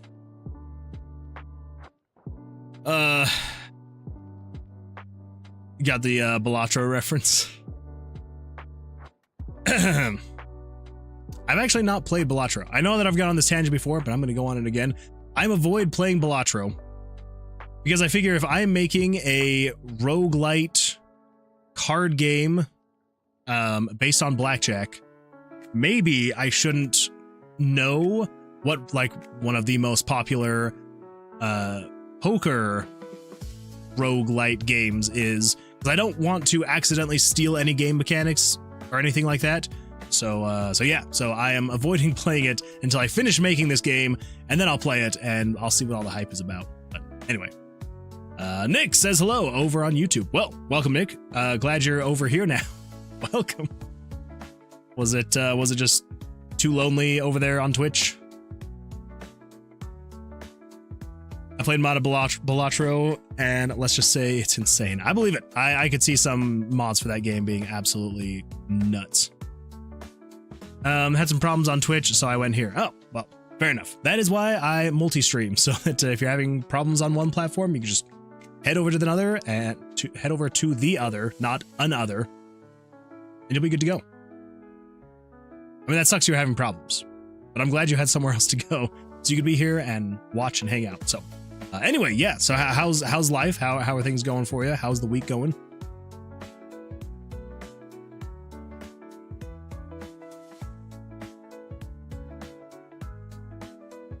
Cameron says, "Okay, going back to semi-lurking. No worries."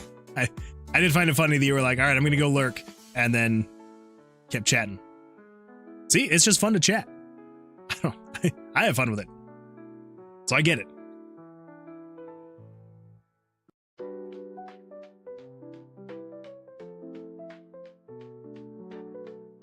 So here's the problem.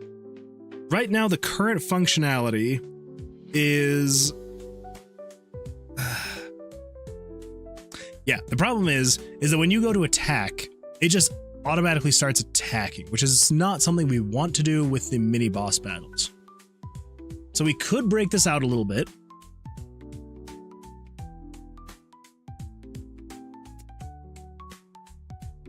I mean, we might actually, maybe.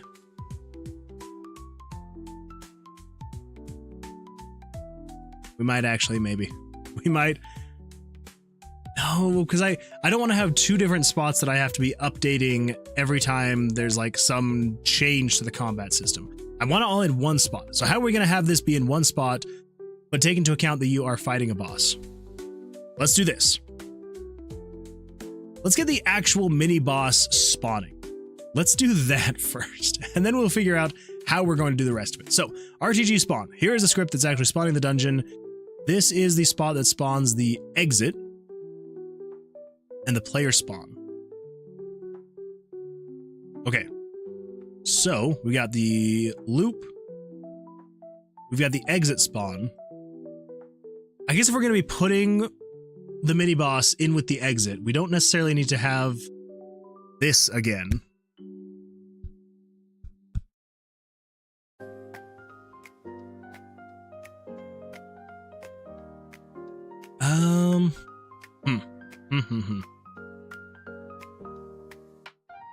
Okay, here's what we're gonna do.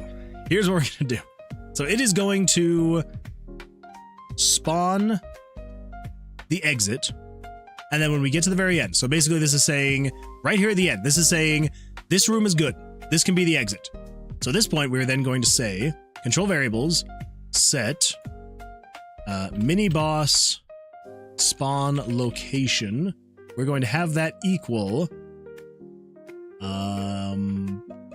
where did the exit go? Where, starting room exit, 36, that's right, it's variable 36. I don't know why I forgot that. 36, okay. So the mini boss spawn location is going to be equal to the room, to the exit room. Makes sense. I would say so. Now at that point, let's do this. Axel says, my watch time is falling again. I know that feeling, but I guess it's different for you, because like for me, my watch time, it can only go up because I don't have the full like 365 day span for it to be going off of. And so like for me, like if I pull this up, let me look at this really quick. Blackjack rule. There we go. The public watch hours. So yeah, so for me, because I have only been streaming for, you know, since like December, it's not taking into account stuff from a year ago. And so like as I'm tracking it, like Now, the line is technically just kind of going up, but that's because once I hit that gear mark, that's when mine will kind of like start going up and down based on like as it's hitting, you know, the days where I get 0 hours of watch time, 1 hour of watch time, 6 hours of watch time, 59 hours. So like, yeah, it's going to have that up and down, kind of like you got here, right? So yeah, I sympathize with that. But again, like I know that as you keep uploading videos, it's going to start cranking up again. Because yeah, I mean, again, like your music is absolutely fantastic. I have listened to it at work on loop like quite a few times before when I have an opportunity to listen to music at work.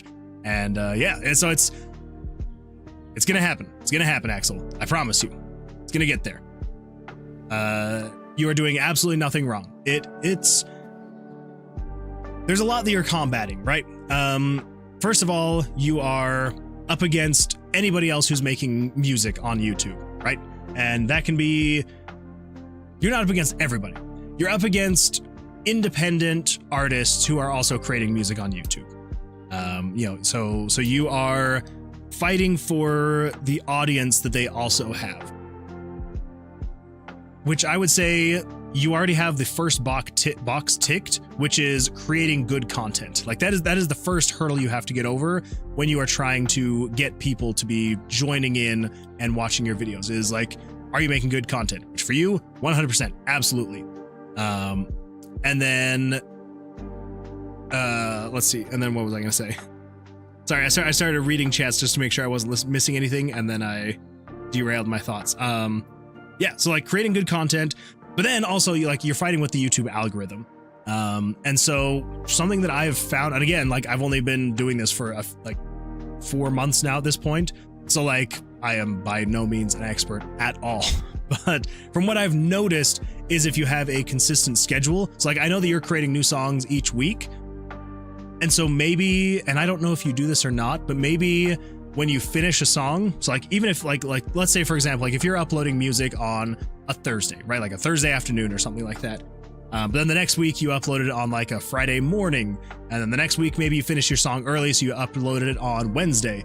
I have noticed that when I was switching, like when I was uploading things like during the day, it didn't seem to get as many views. And so I almost feel like the algorithm is like, oh, well, it's a kind of sporadic upload schedule, so I don't really know what to do with this. So yeah, so something that I found very useful was when you have a video finished, don't just push it straight out, upload it and schedule it, and then have it go out like the same time. So, you know, if you wanted to be like, hey, Thursday afternoon at 2 p.m., that is Axel's time. That is when Axel's channel will have a new video uploaded. That could help. That could help. I don't know. Again, I'm absolutely no professional at all. This is just kind of going off of what I've seen is, it's the consistency that I feel like tends to help the algorithm in kind of like figuring out who to feed the videos to. So that could help. Maybe. Let's see. Jesse says, well, I can confirm it will snow tonight, Moon Man. It is already starting. No. Blasted snow. I don't want to drive in the snow tomorrow. Oh, man. Also, thank you for the hearts. I appreciate that. To whoever is sending them. And the hundreds. Woo! Nick says, great, the Holy Week has started, and I'm reading comments about what happened to Jesus and how Mass will proceed. Oh, that's true. That's true. Yeah, it is. That is this weekend. Well, that's exciting stuff. Very exciting. Axel says, I hope so. Don't oversaturate yourself with my music. You already listen to a lot on stream. No, Axel, the music that you make is really good. Like, I honestly do not feel oversaturated with your music, so not at all. I love it. It's good stuff. You have a lot of music made, but I can't just post music every 3 days. That oversaturates my content and overworks me, kinda. Oh yeah, no. I would not say every 3 days.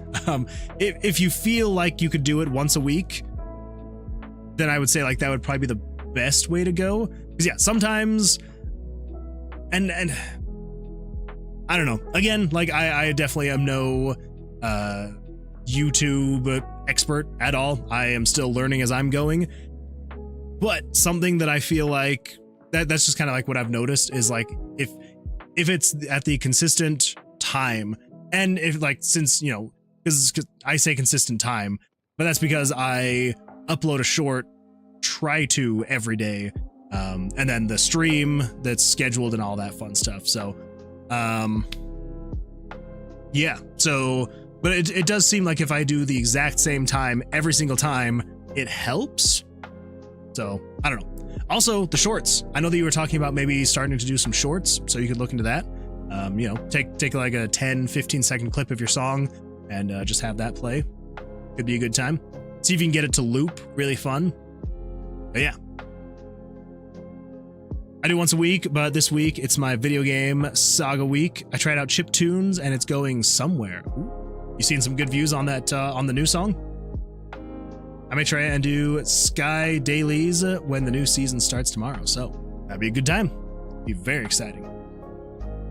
All right, so let's jump in here. So specifically with the card draws and attack.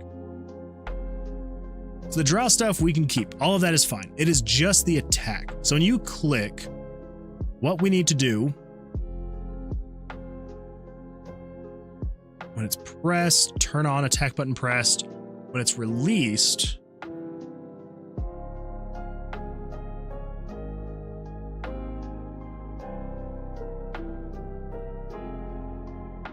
okay, yes. So when it's released, if current room monster is greater than 0, so long as there's a monster, and if flash HP damage bar is on, okay.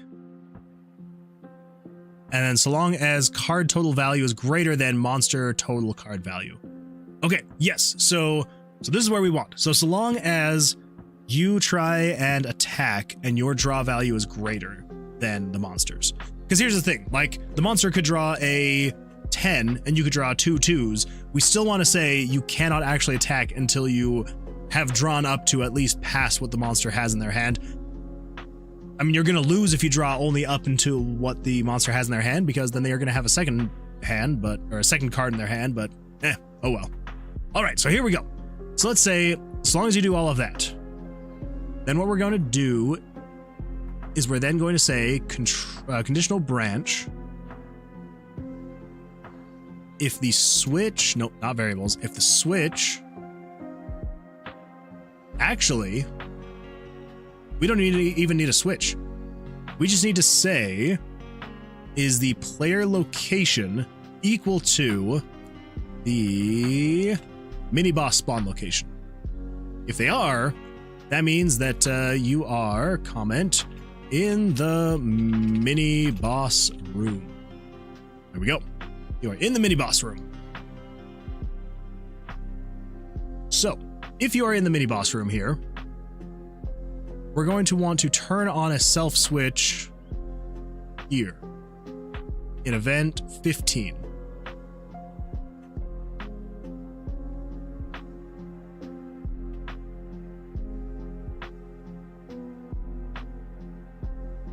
I also need to change this back to 12.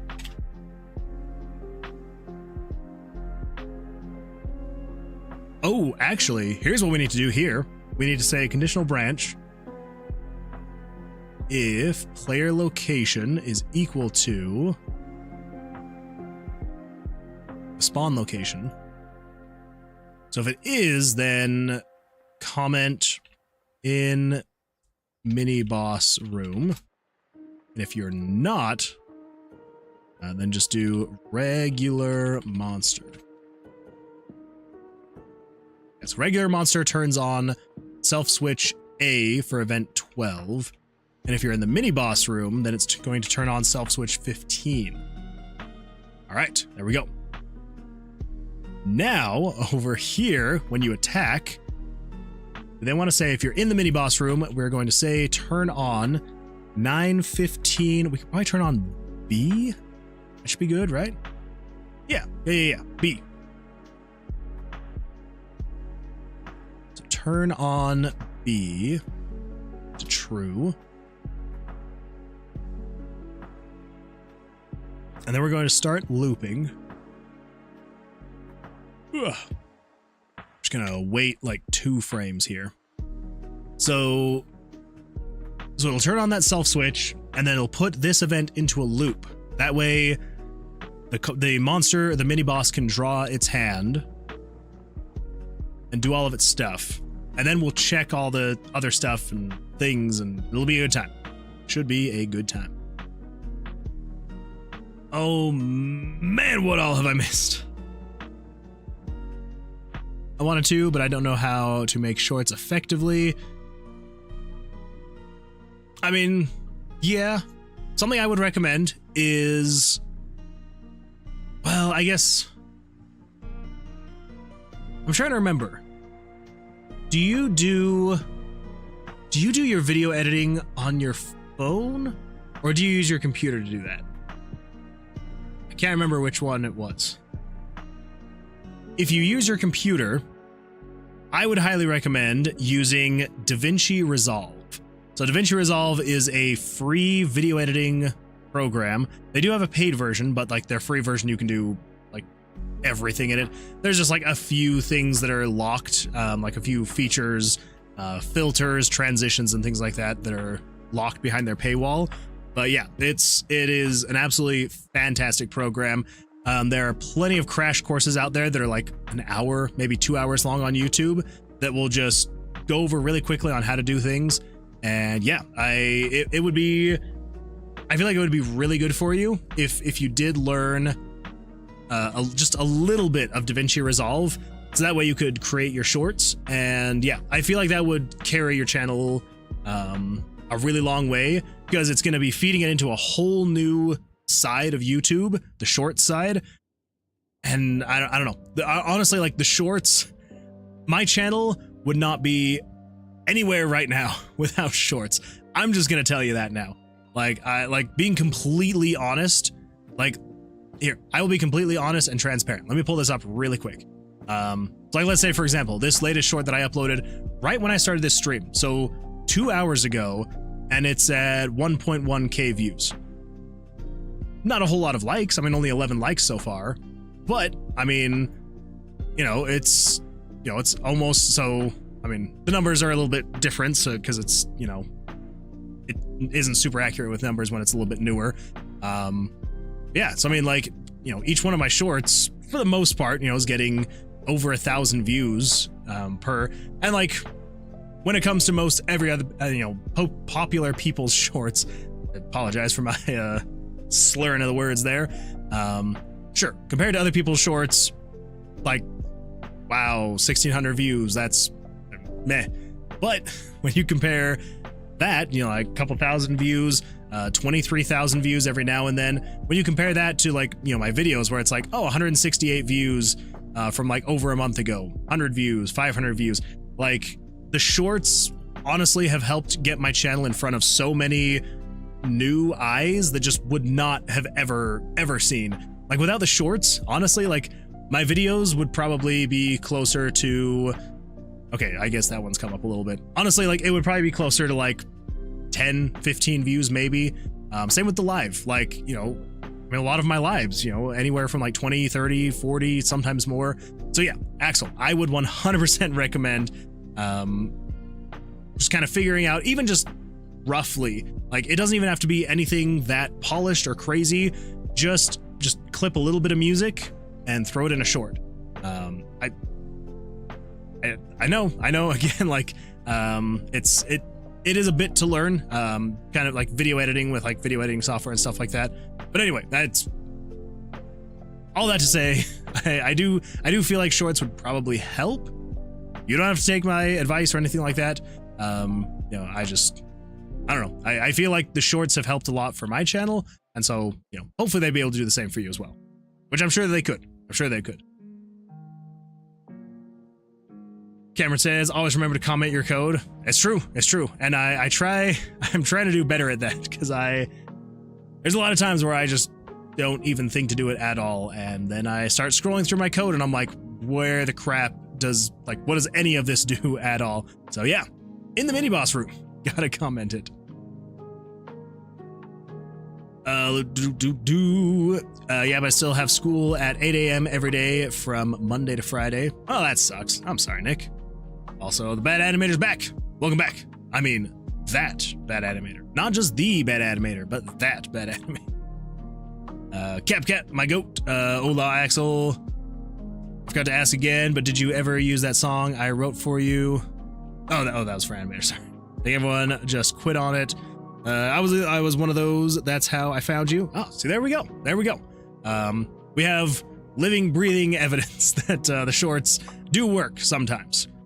Other times people just, dislike them and then scroll on, and I'm like, oh well, fair. I'll post the song next week. If I could stand video editing, I'd do shorts and devlogs, especially with guinea pigs. I think it'd go well. I think that would absolutely go, that would go really well, honestly. Have some guinea pigs in the videos, works super well. Yeah, video editing, it is definitely, it's not for everybody. I get that. I feel like I just enjoy it, and so my first thought is always like, oh, you just pick up the program and learn it. Sorry about that. It is not lost on me that it is something that I enjoy more than probably a lot of people do, and so yeah. So if it's not something you enjoy, Axel, and even Jesse, yeah, it's kind of hard to recommend doing because it's something I enjoy, so I do it. But if you don't enjoy it, then don't do it. Anyway. Oh, let's see here. Observe the types of music, IG clips out of other similar songs, and use a similar strat. Could do something like that. It came from the millions of the dice short. Oh yeah, that's true. That's true. Yeah, Nick came from like the 10.4 million dice short. That's true. The actually that's still my top watched short. So a whole 27,000 views. It's kind of crazy that it's still getting views actually. Yeah, actually, I had a lot of people come from this one. Actually, I could probably even look at that. Yeah, 100 subscribers just from that one short. Sheesh. See, every now and then it works. It's definitely not for all of them. I can tell you that. It's like, if I go to this one right here. Wait, not comments. Let me just go with this one right here. 12 subscribers. Still, if you're here and you subscribe from that video, thank you. Anyway, yeah. Okay, I will stop ranting about this stuff, and we will move on. But yes. Axel says, "Oh, Moon Man, you can use my stream for some clips for trailer fodder for Lemonade." By the way, I appreciate that. That'd be a good way to go. Just highlight all the issues that it had in the beginning. Social media is fickle. It is very much fickle. Yeah. Most viewed video is Glaceon says hello at 67k views. See, there you go. It's not bad. Just takes that one. Just takes that one video where you're just like, yes. You remind me of Thor from Pirate Software. I would remind you even more of Thor from Pirate Software yesterday before I got my haircut. So I appreciate that. I will take that as a compliment. I did have one person. So here's another random side tangent that we'll go down, and then I'm going to focus more. We've got about 2 hours left, and we're going to focus. We're going to get through this mini boss. But anyway, so this was probably like 2 months ago. I can't remember which short it was, but I uploaded a short, and this guy was like, wow, way to like rip off from Pirate Software and like be so brazen about it. And I sat there and thought about it, and I'm like, I mean, I'm not like trying to hide the fact that like I see what Pirate Software is doing, and I'm like, wow, that's working pretty well. And that's basically what a lot of my shorts have been. So I'm just like, I mean, it's working for him, so why wouldn't I also try and do basically the same stuff? But I don't know. So it just kind of made me laugh because yeah, he was like so upset about it, and I just responded. I was like, it's true. My content does seem a bit like his, doesn't it? And I appreciate the comment, and thanks for being here. And he erased his comment later, and haven't seen him comment since. So I was like, well, all right, cool. I don't know if he was wanting a fight or for me to be like, no, like I'm not doing anything like Pirate Software is. It's like, well, I'm not gonna deny it. Like it is definitely a niche, and there's not a whole lot of ways to branch out in that niche, so I don't know. Axel says, I'll stop distracting you. I'll work on finishing old music. Axel, you're not distracting me. Well, I mean, you are, but it's not a bad thing. It is not a bad thing. Getting to the end of the day's shelf life. That is completely understandable, Cameron. No worries at all. I know it's getting late. Yeah, so no worries. Riot Software is where I learned corn is a fruit. Making whiskey is a kind of ketchup. I do remember that short. That was a good one. Cam, that's an amazing way to say I'm tired. How dare you not be 1,000% unique. I'm sorry. I will try harder next time, Jesse. I promise. The next time I make a new YouTube channel, I promise I will be 1,001% original. Just for you. All right. Okay. Back to the focus. Here we go. Let's see here.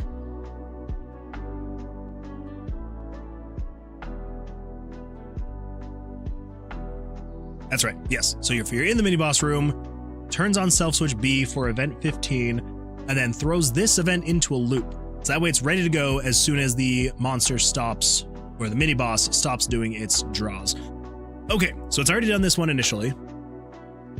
And then it comes in here, does all of this stuff, gets to the end and turns off A. That should be fine, because then because this is if A is on, which if A gets turned off, actually, well, maybe it'll be fine. I don't know, actually. Let's come in here and we're gonna say new page. This is if B is on. We're gonna say parallel process. We're gonna go with the good old classic. Where the freak is flash screen? Why am I not seeing it? Oh my gosh, there it is. It's right in front of me.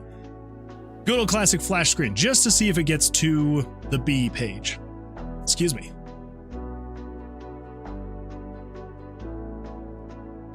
Oh wait, we need to go find the monster room. That would be 5 something. Okay, so room 28. Let's go room 28. Of course. Let me go south. No. Oh, of course I got a nat one. All right, come on. Okay, jeez. Gotta go one over. Okay, so I come in here.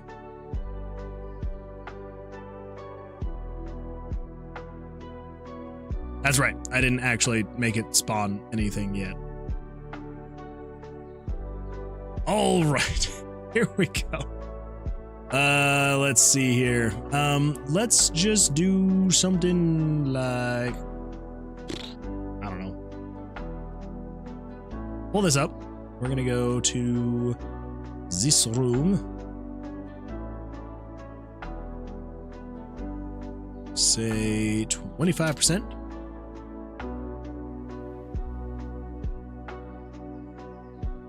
Axel says, you know what, Moon Man? I'll be back in 30 minutes. I'm buzzed and creative. I'll make you an original, unique song to put in that playlist you got. Axel, you are absolutely fantastic. Go get some fun, unique stuff done while you're feeling creative. You gotta take advantage of those creative juices. They don't flow all the time, so when they are flowing, gotta use them. Gotta use them. Well, good luck. All right, so let's just. It's not going to be anything special. Let's just throw in here a weird enemy type weird thing weirdness. We're going to make it orange. We're going to do 1 pixel and we're going to do like, it's going to be like a woo thing and like a little bit of like a woo thing. It's going to be like woo. It's going to be like, be like ooh, ooh, ooh. Get some of this. And be like ooh. Okay, get some red and be like ooh. Oh. There we go. Ooh, spooky. This obviously is absolutely nothing like what a mini boss is going to look like. This will give you a good idea of how absolutely horrible my pixel art is.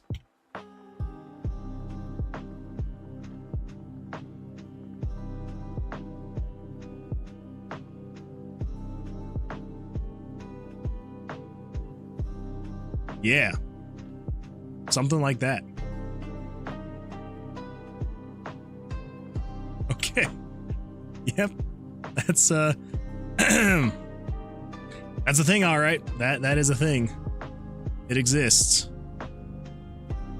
I don't know why I'm trying to come in here and fix this. Like, there's literally nothing to fix here. It is that yeah, there's nothing to fix here. And I'm just kind of realizing it almost looks like he's like flipping the camera off.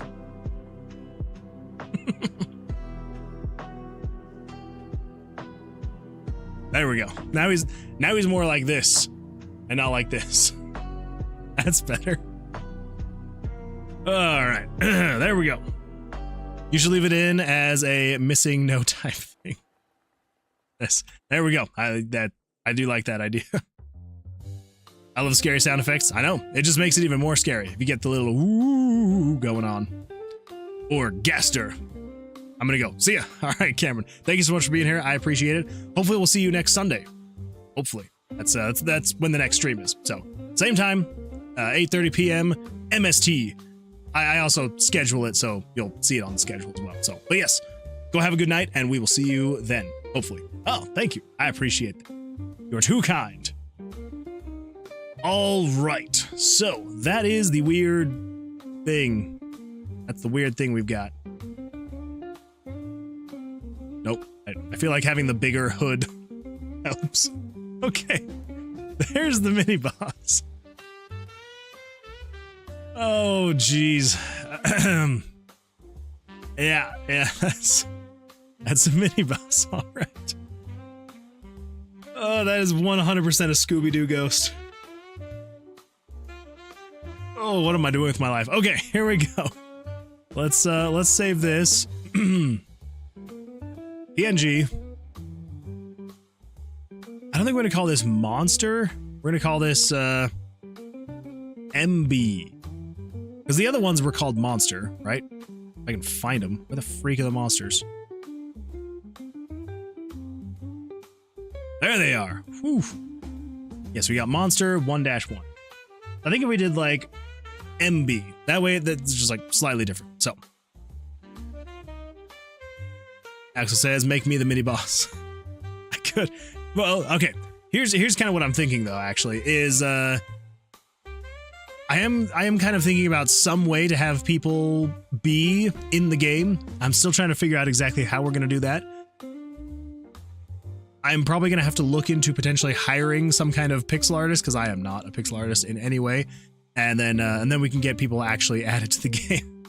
But I don't think you want to be this person. I don't think you want to be this this little demon thing here.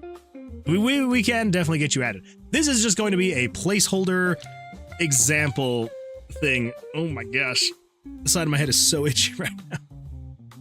I want to have the shopkeeper that you could fight. We could do that. That would be another thing, is like once we get the NPCs in the town, having people be able to like pick and choose who they want to be.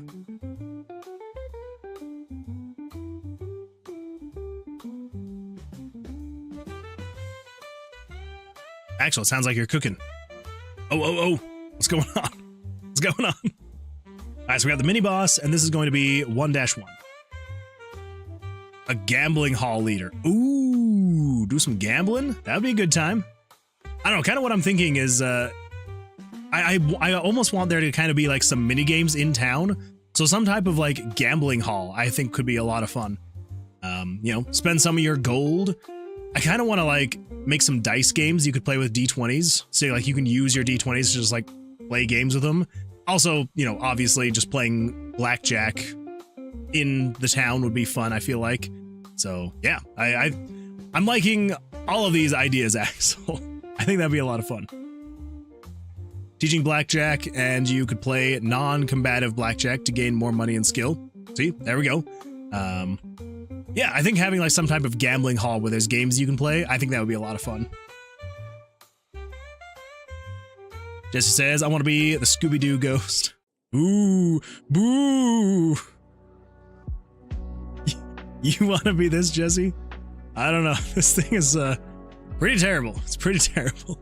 But that's what I get for drawing this thing up in what was that? 63 seconds. All right. So we've got the mini boss now. So let's come in here and we are going to have it spawn the mini boss. Also, Koi Koi. It's downright terrifying. I'm shaking in my boots. Good, good, you should. When this pops up on your screen, you should absolutely be shaking in your boots. When this mini boss pops up, terrifying stuff. So over here, we've got, if you scroll down, exploring the new room, adding to explore room, showing monster. Yes, okay, so showing monster. This is what we need. Oh, so we already, okay. Can we do this before though? No, we cannot. Because we need to actually turn on the draw cards, the spawn monster, all of that fun stuff. All right, so here's where we have to come into question. Oh. Never mind, we're not questioning anything anymore. Apparently, I've decided that we are going to have 100 monsters in the game, and then mini boss 1 is going to be 101. Fair enough. All right, well, I had already gotten to that point, so we're going with that. 101 is mini boss 1. So if we come down here, actually, we can section this off way before this. Yeah. Okay, so what do we have that is specific to the monsters versus the mini bosses? Card decks, we need for everything. Dungeon UI battle, we need for everything. If game variable 94 is greater than 101, what is 94? 94 is current room monster. Oh, okay. Actually, that doesn't make any sense. I don't know what that means. I don't know what I was meaning with that else handler. If variable 94 is greater than, less than 101.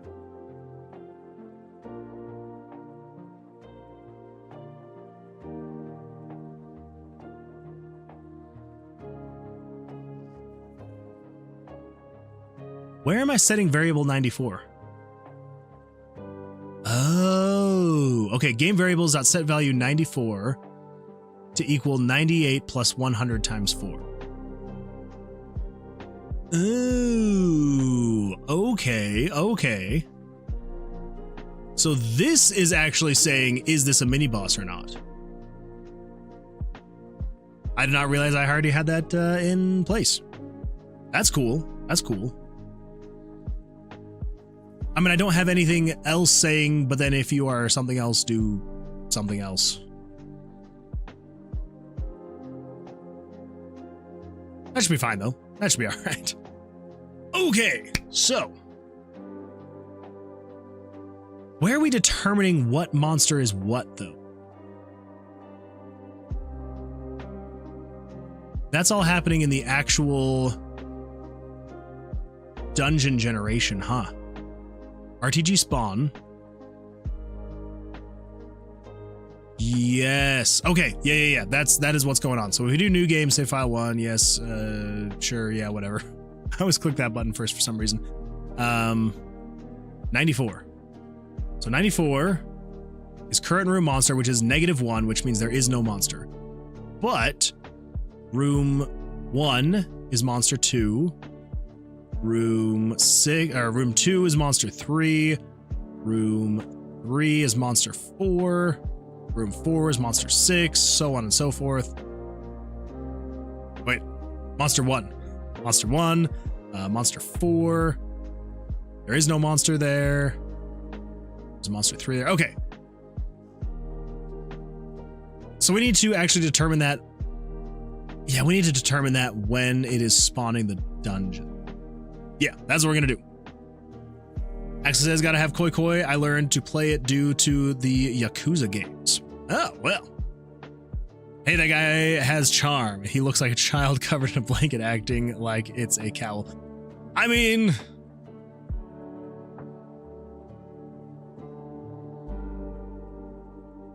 that's a good way to describe it, actually.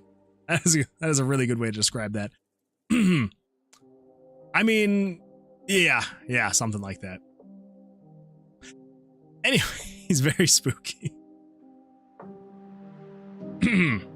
I will take the compliments and we will move on. All right, here we go. All right, random gen, here we go. Check if there are any room IDs. Okay, so down here. Set exit spawn. All right. MB spawn location, so the mini boss spawn location.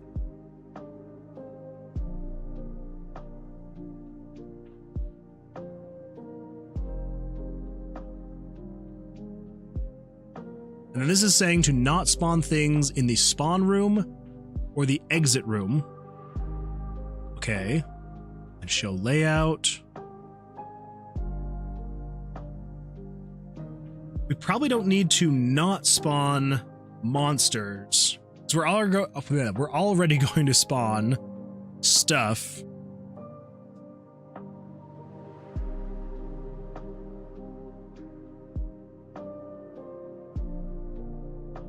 Get player X and Y. Explore new rooms. Adding to explore quests. Spawn monsters and items.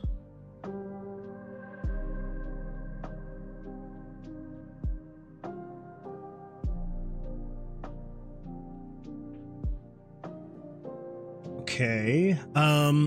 So it runs this. This is what actually spawns the monsters, nothing, items, spawning the dice, spawn traps, create room decorations. Okay. Okay, all right. So what we need to do then is we need...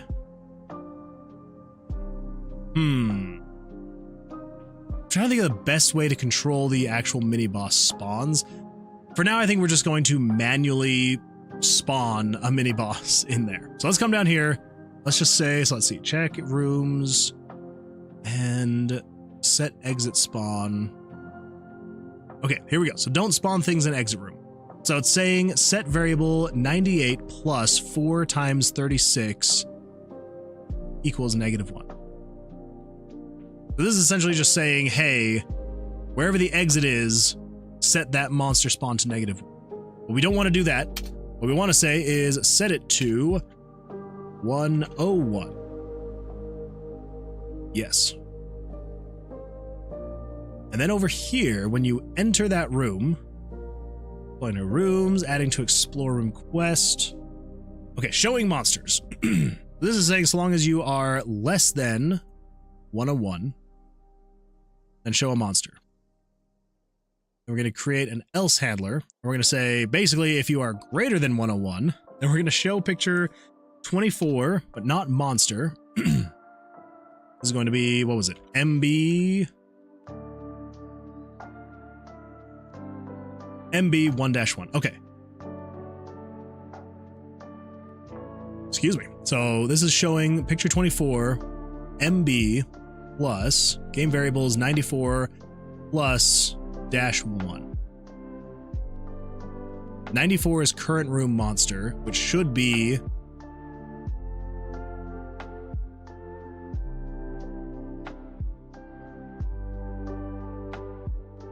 I don't think we can call this MB1.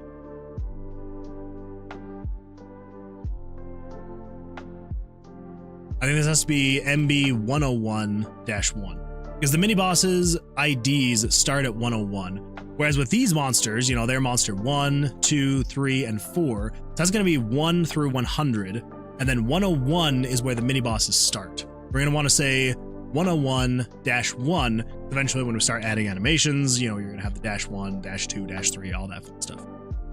This shows MB plus 94, which is current room monster, which should be 101.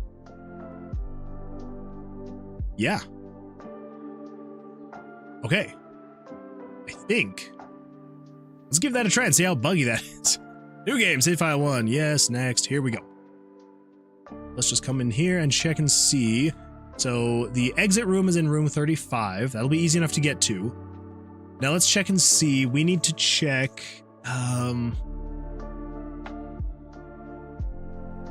We need to check room 35's monster. Room 35 monster is 101. Fantastic. So it's going to be, well, the mini boss 101. So let's go over to 35s. Let's see. So 31, 32. We're just going to run. I have a 20 dex modifier, so I'm not that worried about getting hit by that monster. All right, so here we go. So when we enter this room, it should spawn the spooky, scary thing. And yeah, let's see what happens.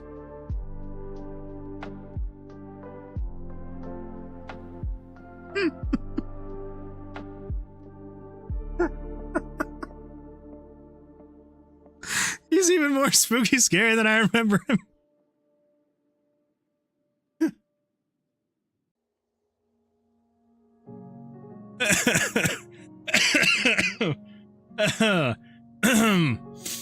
All right. Okay, so it spawned. It definitely spawned the monster. He's a little small though. All right. Let's get that up to the proper size. Woo! I was not expecting him to be that small. Okay, mini boss 101. Save that at the proper size. Holy smokes. That threw me for a loop. All right, that got me. That got me. All right, here we go. Let's check this again. Room 36 is room 9. Oh, that is way far down there in the dungeon. We do not want to walk that far. Not for testing purposes, anyway. All right, 36 is room 5. That'll be easy enough to get to. All right, here we go. We'll just run, especially because he's got a 20. He got a jack and a 10. Screw you, slime. And screw you, slime. There we go. Yeah. That's more spooky, scary looking. That is way more spooky, scary looking. All right. So. That's good to know. That's good to know. So, what is telling it to show this text? Also, I need to see what layer this door is on. So it should have shown a door right here, but it didn't.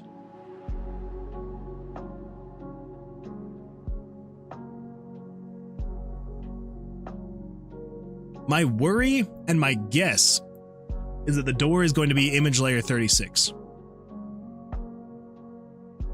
Set value.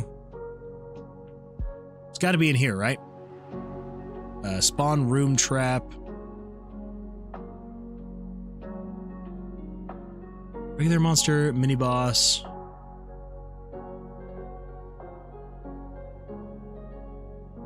Okay, reveal next room. Core. Exit door 26. Okay, yep. Balls. All right, so it's not going to show the door behind that monster because the monster is taking up that door's image layer. Okay. So what can we do? What can we do? We could. He's small. He was very small. He was very small. I don't. I forgot to resize him after creating him. He was a very, very small and timid creature. But he's fine now. He's all right. He's grown up. He's feeling a little bit better now. All right. What was I in here for?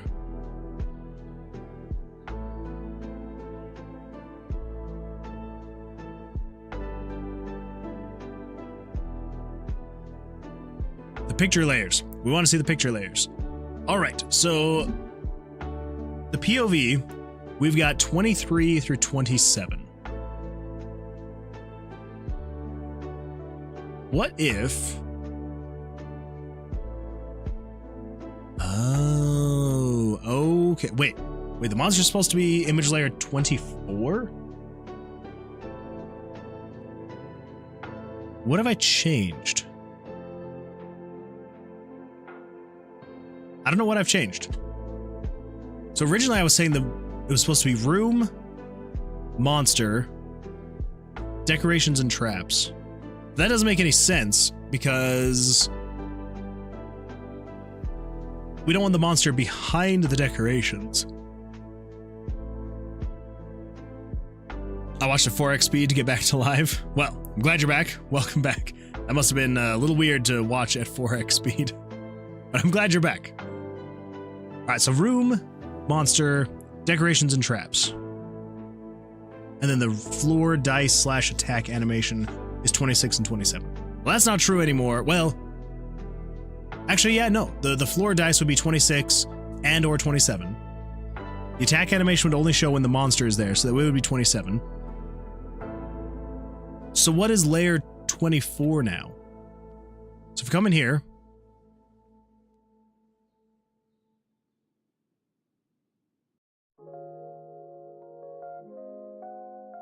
reveal next room, show decor. This is image layer 25. Show exit is 26.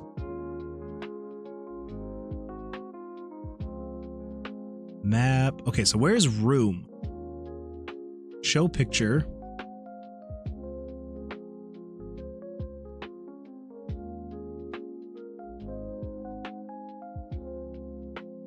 Show room in POV view. 23. What? 23 is the room. Oh yeah, look at that. Okay, yeah, 23 is the room. Okay. So why would the decorations be showing over? Because I want to be able to have the decorations in the room with the monster, but there must have been some reason why I did it this way.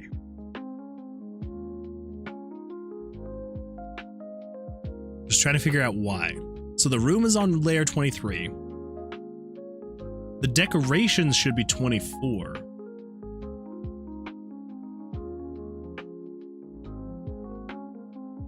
The decor / traps should be 24.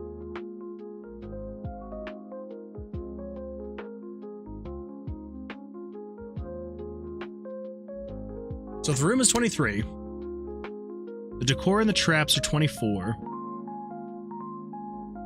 25.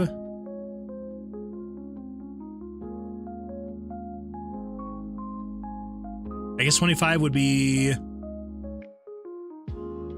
don't know. Are we going to have decorations in the exit room? I guess we don't have to. So maybe we don't show decorations in there at all. So 24 would be... I guess the door would be considered a decoration. Yeah, okay. So what the crap are we doing then? So yeah, so decoration should be image layer 24. So that means over here, spawn monsters, items, traps, yada, yada, yada, all of this stuff. So we're setting variables. I don't think we're actually showing anything in here. This is just setting variables. Great room decorations. Okay. And then this is the actual showing of the decor. It's 25. So 25, though, should be 24. Right? That's what we determined? 25 is 24? Yeah.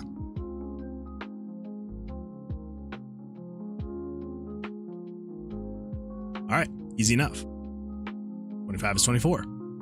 Then over here, when we are transitioning away. So moving.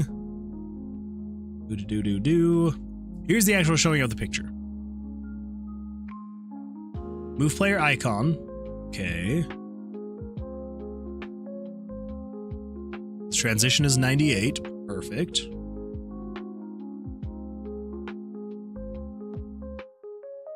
we're going to move picture 92.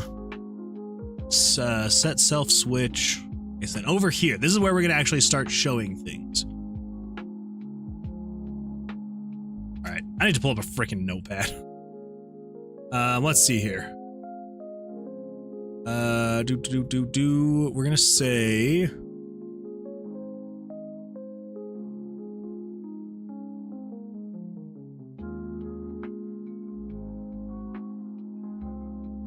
pictures. Room. Okay, yes. So 23 is room. 24 should be decor / traps / exit door. Just so I can keep that in mind. 25 can be the monster, I guess. And then 26 through 27 is the dice / attack animation. All right, there we go. Perfect. So, then over here, page 4. So it shows the picture. Oh, that's revealing. Okay, so we don't need to change reveal next room. Show decor though. 25 is now going to be 24. Show exit. So if the player is equal to 36.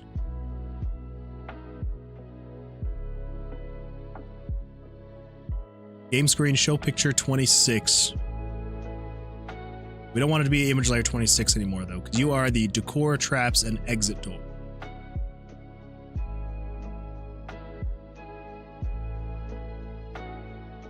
We made it so decor can't show in the mini boss room, right? And the exit. Don't spawn things in exit. But this is just specifically monsters and dice. So you can, okay. So you can set decorations in there.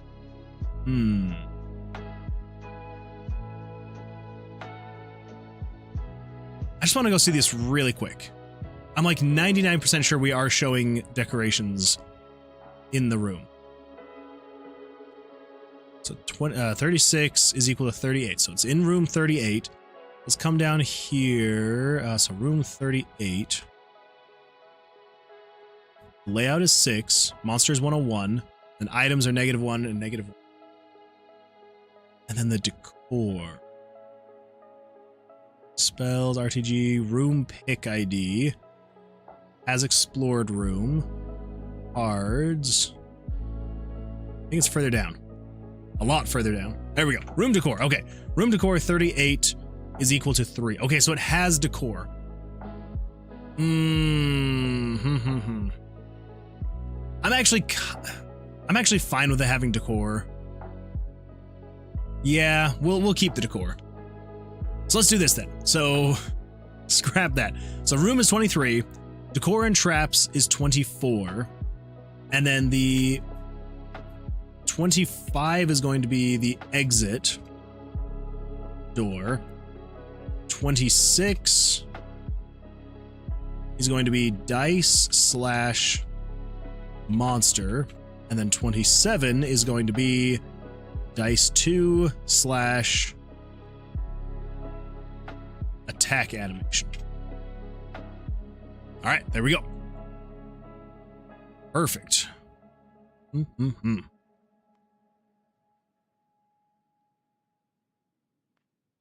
Okay, so now we can have the room, the decor in the room, the door, the exit door in the room, the monster, and the attack animation. Should be able to show all of those and be just fine. All right, so let's come over here. Let's say, so page 4.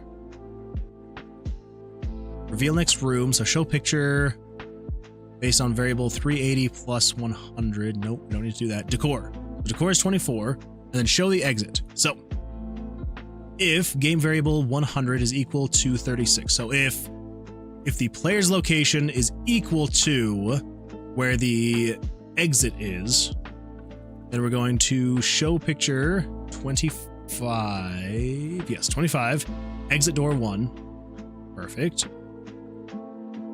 Oh, and then here's this. The exit game, the exit UI _ text 1. That's what's happening there. I see what's happening there. Showing exit text, and it's strange. I mean, you're doing exactly what I told you to, but still weird. So now you're showing a monster. Now there's combat. Okay. Now we need to, so we got the room POV, 23, exploring new room, yada yada, showing the monster, card deck 26. Oh, wait a minute. What? 26?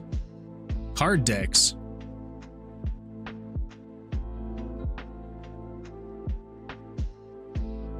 Hold up now.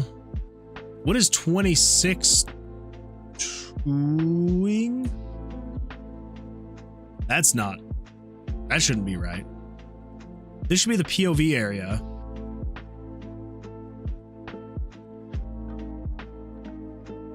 Ooh.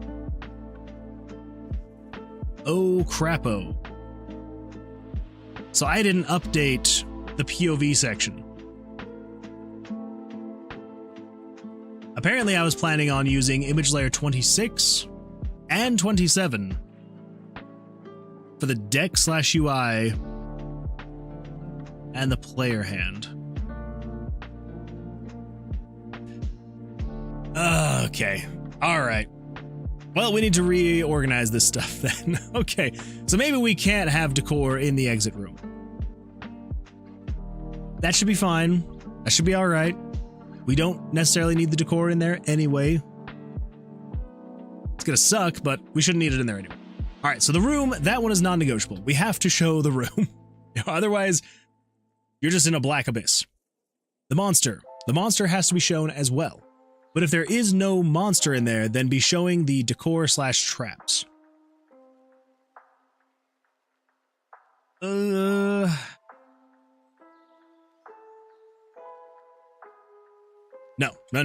Decor/traps. /exit door. So basically, if you're in the exit, there shouldn't be a trap in there anyway. So there should be no reason to show a trap in the exit room. And then same thing with the decor. I guess we don't necessarily need decor in the exit room either. So when I say decor, I'm meaning like, you know, the flashing, like the glowing torches, the different colored bricks, the vines on the wall, you know, things like that is what I'm meaning. Cracks in the bricks. So that is like decor, right? So yeah, if you're in the exit room, it's just gonna be plain black, plain gray walls, I guess. So then that means even that's not gonna work. Because then we still need to show 2 more dice, and we're already on image layer 25. So we have 23, 24, and 25. We have 3 image layers to work with in the POV section. All of this to make it so that the monster can draw cards. Man, there are not enough image layers to go around in RPG Maker MV. That is for sure. All right, we can make it work. We can make it work. So 23, 24, 25.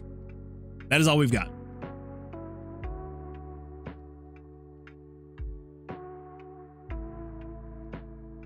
The room has to be its own image layer because the room has the most varied stuff of all. Because these rooms, like there's an image for each room shape. And so we can't be like, oh, well, let's just add the decorations to this, because it's like, well, then you can't randomize the decorations.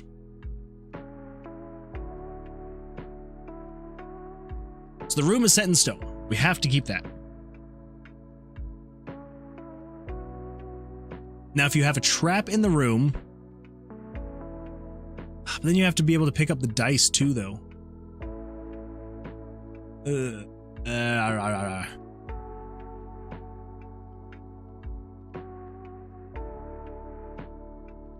Hold up. Wait a minute. I'm having a realization. So 26 and 27.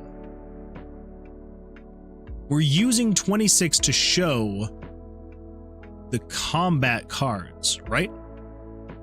But if you are in combat, that means there wouldn't be any dice on the floor anyway for the floor dice / attack animation.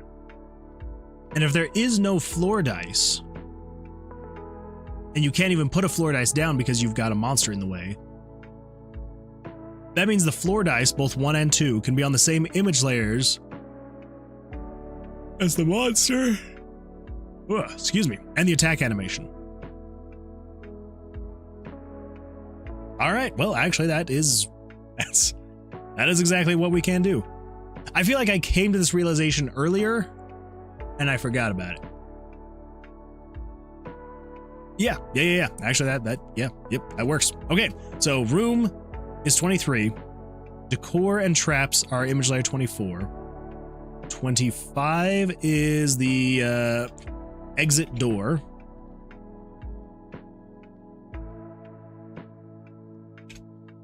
$26.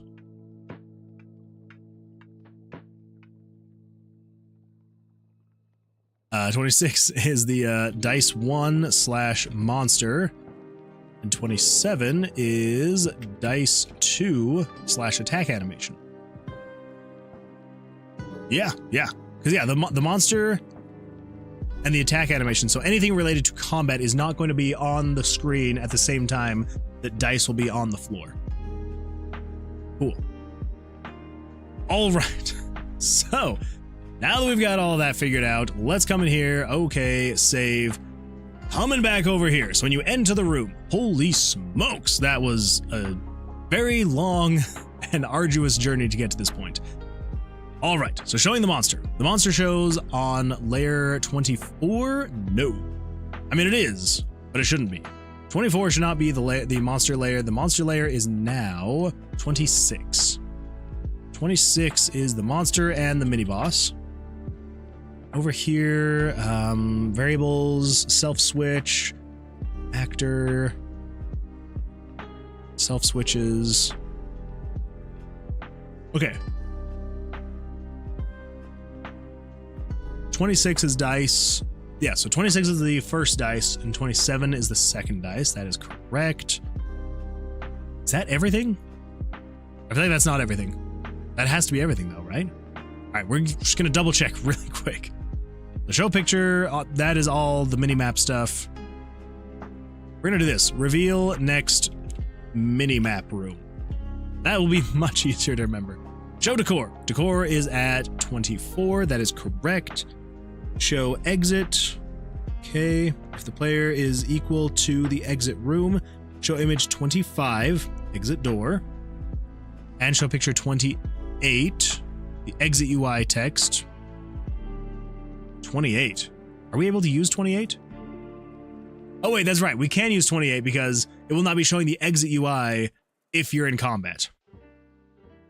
I need to write this stuff down. It's gonna break my brain. All right, so it shows image layer 28.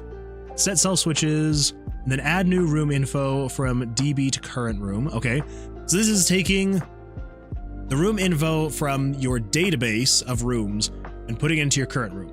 So the layout, the monster, item 1 and item 2. Show item in POV view. So 23, that's correct. Setting variables based on certain conditions. Showing monster. So this is going to show image layer 26.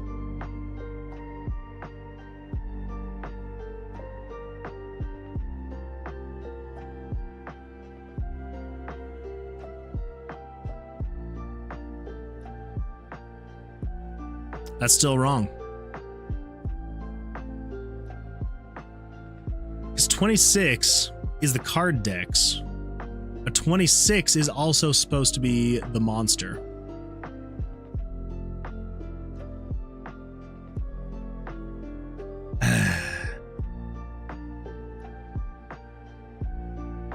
Yeah, because then 26 is monster.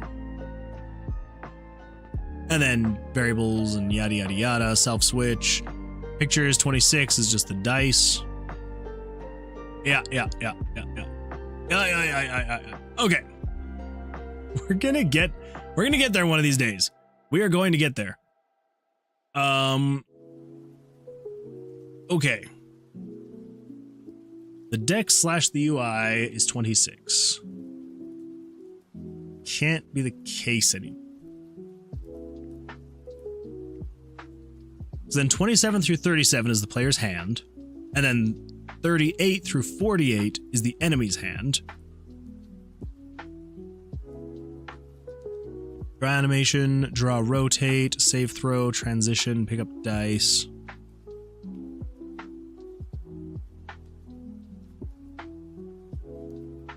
Oh. 93 looks like it was a set aside attack animation link.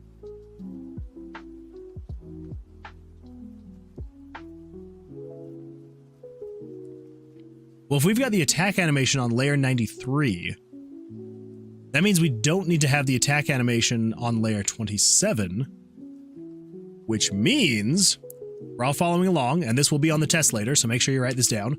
That means that we should be able to switch monster from layer 26 to 27.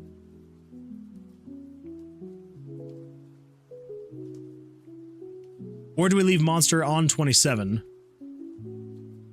Or 26 and make 27 the draw piles. I think that's what we're gonna do. 27 is now the draw piles.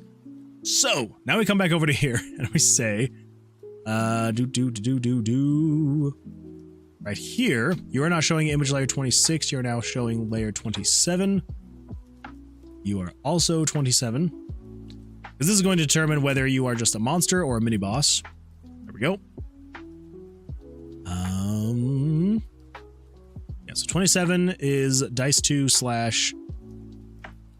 what did I call it? Dex? Yeah.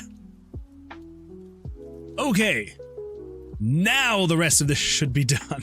Holy crap. All right, in here, we're good to go there. Transition, part 3. So this just moves the pictures, calls it good, shuts everything down. Movement is complete. That is everything that's happening when you press the left arrow key. It goes through all of this, and all of this, and all of this. And then it goes through this and then takes care of the rest. So, a lot that goes on when you are moving around in the dungeon. It's good times. Grand old times. All right, so next up is this over here. It's the actual, well, no. Not the dice movement. We don't need to worry about the dice movement. The monster animations. Here we go. Because the monster is now on layer 26. So we need to change you from 24 to 26. Whoops. Nope, not 266. 26. I wish there were 266 image layers. That would be so much better. I honestly just need to switch to MZ. Because MV has a memory cap problem, which is not great.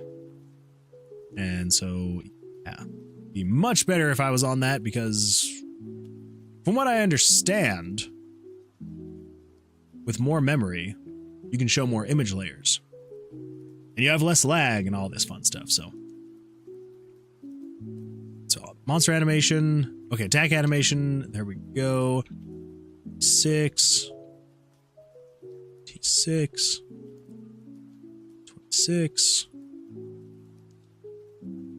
6. And 26. Cool. And the dead monster. This is when the monster dies. Simple enough. We're just swapping out some stuff here in the different scripts.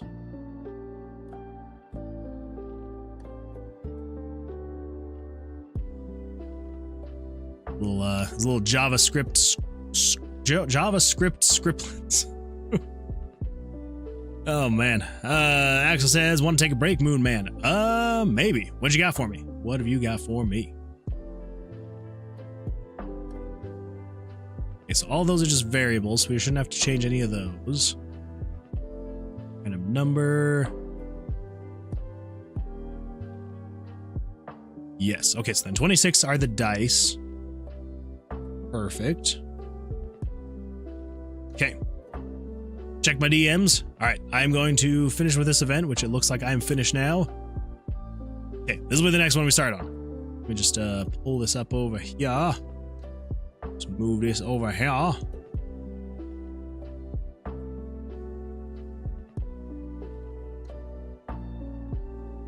Over here. Oh man. Lo-fi to make dungeon games too. I'm excited, Axel. I'm excited. All right, here we go. We all ready for this? Let's actually do this. Let's go into the dungeon to listen to this. I feel like that'll be the most fitting. All right, let's get this thing paused. So come back in just a little bit. Pull up the desktop audio. All right, we all ready? This is from the one and only Axel Benedict. What the? Was that my voice in the beginning? E.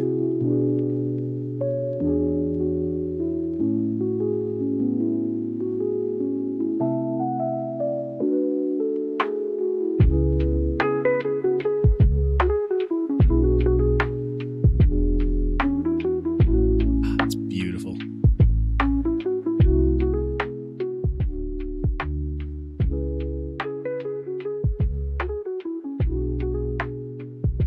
I know what's going on here. It's very broken still. This is very nice. I'm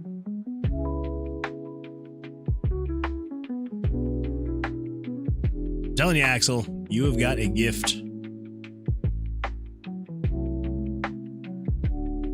This is definitely going in my rotation.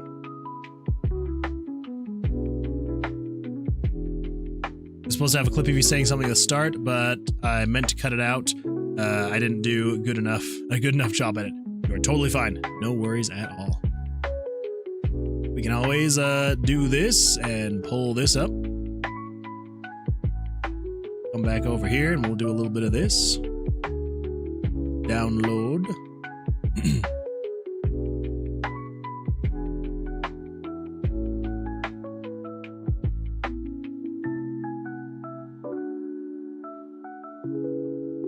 There it is. And let's export audio as an MP3 to... So go to the downloads. Lo-fi to make dungeon games too. Save it. Export.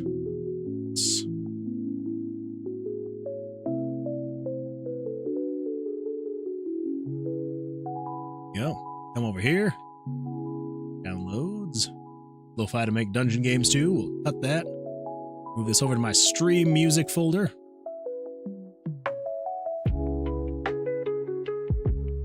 Yeah.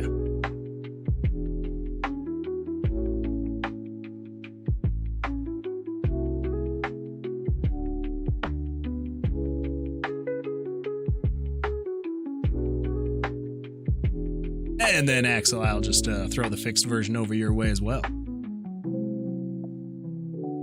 If you like it.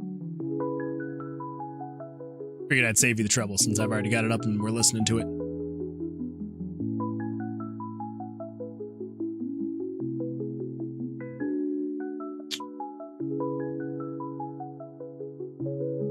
I like it.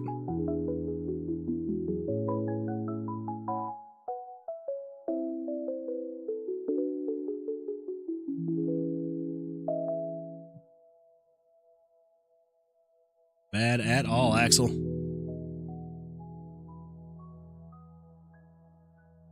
You really were cooking, weren't you?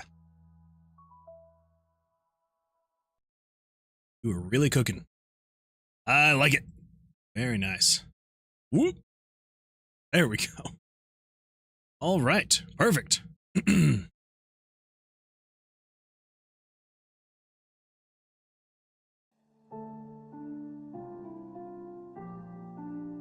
Whoop.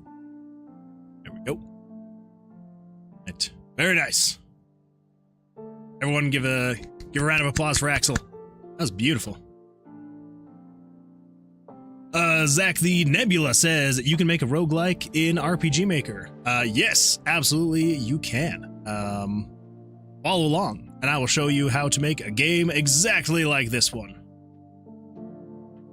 We've got a fun dungeon where you can, a randomly generated dungeon where you can walk around and collect dice and very buggily fight monsters with Blackjack. Ignore the disappearing decks. We are currently working on switching some things up, but yeah, you can draw cards and you can accidentally, there we go, we got a blackjack. You can attack again and take the monsters down. And anyway, yeah, so it is very possible. I guess I shouldn't advertise this stream as a learn how to do it with me, because I'm not necessarily teaching, but you can see the whole process if you'd like. That way you can kind of see what's going on and how to do all the weird little things that I'm doing. But yes, yeah, RPG Maker, not normally used to make things like this, I will say that. But I enjoy, I don't know, I like the challenge of trying to do things that RPG Maker normally wouldn't do. But how did you make a custom menu? So these are all just pictures showing on the screen, and then it's just taking my mouse coordinates. And I've actually, so if you've ever seen Some Random Dude, any of his content, you know, I'm guessing if you're familiar with RPG Maker, you may have heard of Some Random Dude, maybe. But anyway, so I was kind of thinking about making a short about this, because I just saw a short that Some Random Dude uploaded that's, I don't know, not necessarily similar, but it inspired me with the idea to make a short. Anyway, but yes, so the way that I did it is with just very basic script calls. So let's come over to the main menu map, come in here. So this is like my, let's see here, main menu options. Here we go. So you got the new game. So this is everything that goes into new game. You've got the continue game. This is everything that goes into continue game. And then you got options and exit game. So basically, the way that it's working, let's see, Zach says, just started RPG Maker MZ. MZ is an absolutely fantastic one. I need to eventually switch to it. I feel like I'm probably going to finish this project in MV and then probably switch to MZ. But anyway, yeah, so, and this is something you can do without plugins at all. Like, okay, I'm going to preface this with, you would need a plugin for like the menu highlights, right? So it's like be able to show like where you're hovering over to have it highlight the pictures. But without any kind of plugins at all you need is to do a script call in a conditional branch. So a lot of this stuff is going to look the exact same in MZ. That is kind of the great thing when you go from one engine to the next. They're usually in like their incremental updates is what I like to call them. So like the MV to MZ, it's going to look almost the exact same. But anyway, so basically what you would do is you would say conditional branch, and then you come over here to page 4, and you will say script, and this is where you can write any kind of custom JavaScript, anything that you would like. So, you know, you could like do something, you know, as basic as, you know, if it was, I don't know, game variables dot value, if the variable number 1 were to equal the value of, I don't know, 5, then it would do this thing. That is basically writing it out in pure JavaScript. It's the same thing if you were to come in here and say, if variable number 1 is equal to 5, right? So that's just like writing it out in JavaScript form. But anyway, so you would do that. And then in the script box, you would want to say conditional branch, if, you know, the game variables value 1, and then you will take the X and Y coordinates of your mouse. So this is basically creating a bounding box on the screen. And again, I'm kind of planning on making a short about this to like be a little bit more not all over the place when trying to explain this, because I feel like I'm horrible at explaining things when I don't actually write it down the way I'm actually going to explain it. Anyway, basically, I'm storing the X and Y coordinates of my mouse in 2 different variables. Variable 1 is the X coordinates, variable 2 is the Y coordinates. So you got the left and right, and then the top to bottom. And so basically you're taking the top left X and Y coordinates. So 484 and 380. So that's the top left. So if I come over here into Photoshop and I pull up, pretty sure I've got it in here. Overlays? Actually, I don't know if I have it in here. Let's see, main menu. Oh yeah, I did it that. Okay, the main menu is gonna look really weird and stuff like that. Anyway, so yeah, so the way that I do it is I've got this image layer, right? This image shows when you start the game. So when I come over here and I say, I come over here and I start the game, it's just showing this image, right?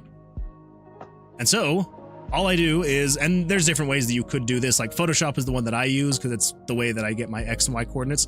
But I basically am going to the top left corner of this box, so right here, and then I just go all the way to the top left corner. So 480 by 376. So if I come over here and I do, well, 484 by 380.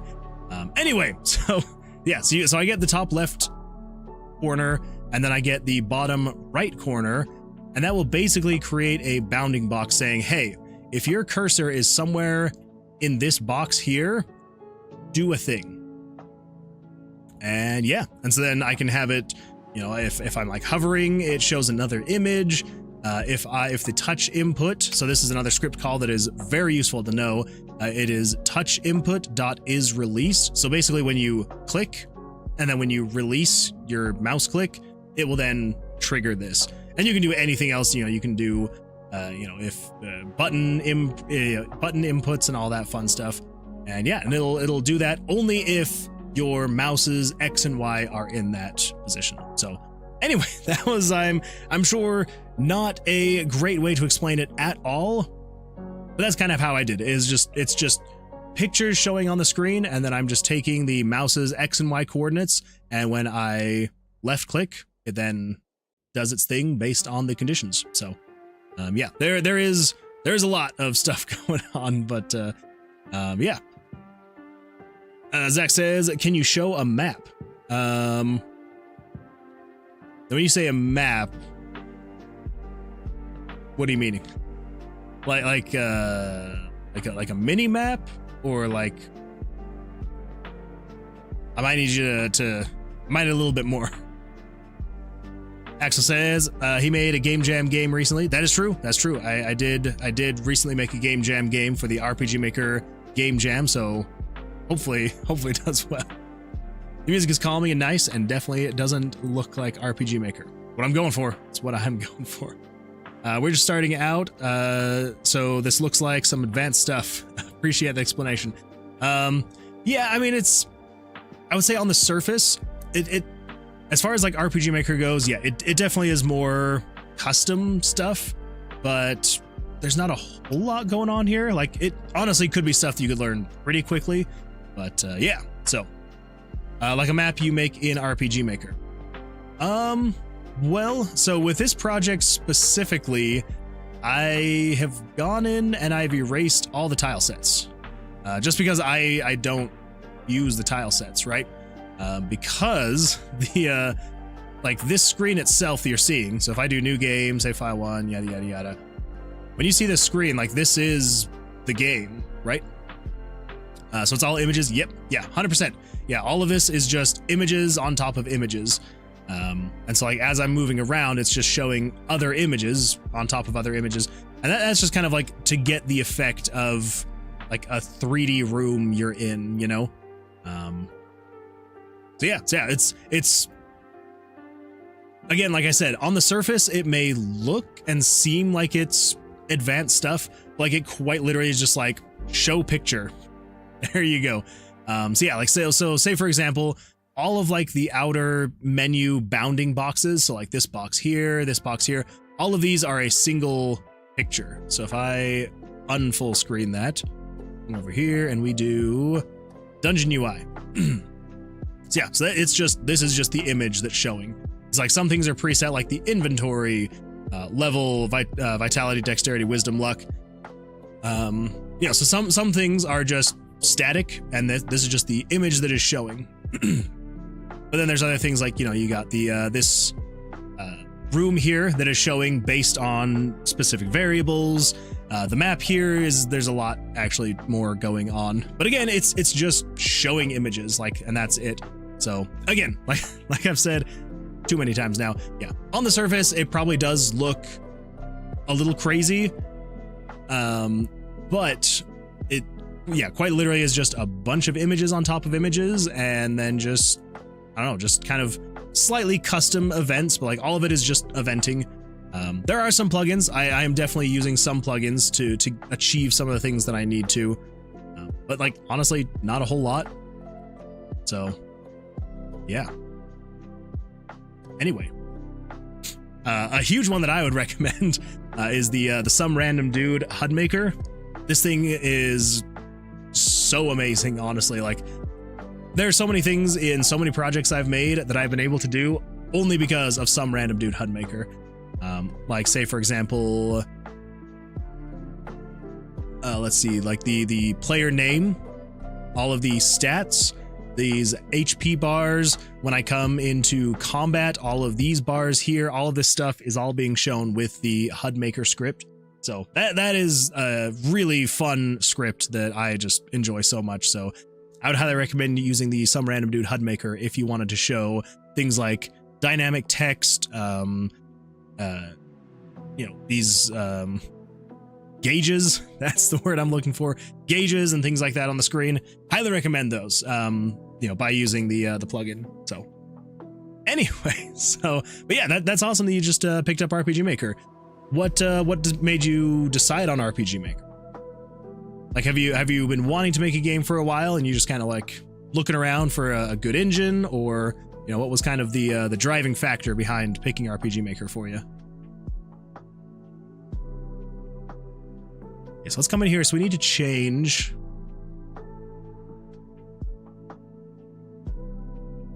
So what is making the decks disappear? Because over here, add new room info, show image layer, 26 card decks. So it shows them, and it shows them for a brief moment. Oh, I think I might know what it is. Okay, so it's not the room animations. It's not the decor. Is it the monster, though? The monster animation, 26. Yep, that's the one. All right. Wait. Wait, is 27 supposed to be the deck? So room is image layer 23. The decor and traps is 24. The exit door is 25. The monster is 26, and the deck is 27. Okay. All right. Oh, that's right. That's right. Okay. I must have said this before I started adjusting. Okay. All right. 27. Wait, right? 27. No, the deck and UI is 26. Oh my gosh. What? I feel like every time I'm so close to being like, yep, that is all the image layers figured out, and then something else happens and I'm like, wait, no, I didn't think about that correctly. Yeesh. Zach says, I've been making games in Godot, but my cousin and I just wanted to make a classic RPG without him having to know code. Family projects. Very nice. I like it. Yeah, RPG Maker is a fantastic place to start with something like that. Yeah, because it's, again, like you can literally just jump in and start working. From just a fresh, you know, you hit new, and as soon as, I mean, like, you know, I'll do it now. We'll just hit new, project 3, and it'll just copy everything over, and without knowing anything about coding at all, like, you are just good to go. It throws you in. You've got your tile sets. You've got all of your character images that you can just pick from. You're not having to go through. You're not having to import things. You're not having to, you know, figure out how to create walking animations and stuff like that. Like, it just starts working. Like, I can just, you know, come in here and be like, hey, we're gonna have this downed person that direction fix, and when you talk to them, be like, hello, here's gold, and it's just like, all right, here you go, we're gonna increase your gold by that much, and there we go. And you now have a little game where you can just walk over there and they give you some gold, and you got 9,999 gold.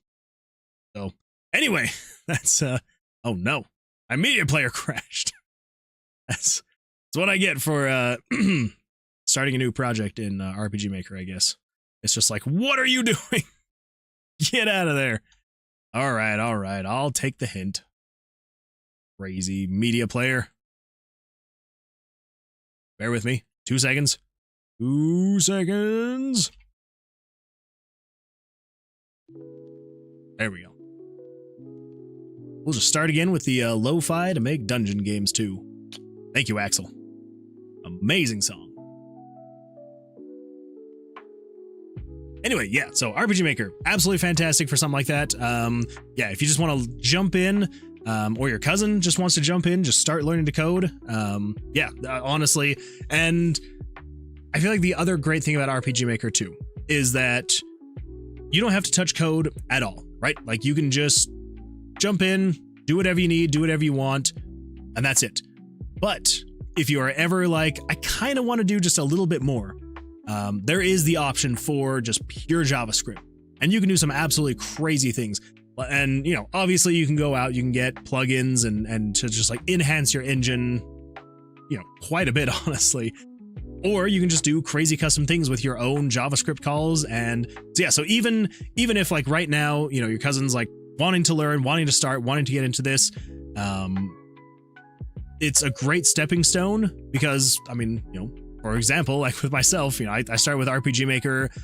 The original version I started with was 2000, and this was back in like 2006, 2007. No, not 2006, 2007. Like, well, like 2000, 2001, somewhere around there. And it was a great stepping stone, and I never walked away because eventually when I started getting older and thought maybe I would start learning something else, they opened up RPG Maker XP to use Ruby, and so you're able to like start kind of like coding your own things into the game. And so people started, you know, creating these plugins to like enhance the engine, and then it just went on from there. And now I'm just like, I can like I can do anything that I would want to make. Like realistically, obviously I'm like, oh yeah, if I could make an MMO myself, I would absolutely love to do that. And could I do that RPG Maker? Technically, but even if I knew an engine super well, I'm not going to be able to go out there and make an MMO. Like a solo developer is much more suited to just creating something small and simple, and RPG Maker does absolutely fantastic with that. So I'm just like, it does what I needed to do, and you know, there we go. So, well, hats off to you and your cousin. Hopefully that your experience goes well. Hopefully that it all works out.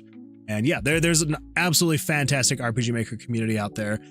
So yeah, don't ever be afraid to, you know, whether it's in here or somewhere else, like jump in, ask questions. If you run into any issues, there's plenty of very nice people in the community that are always willing to answer any and all questions you've got. So thanks for the info, man. Yeah, of course. Absolutely.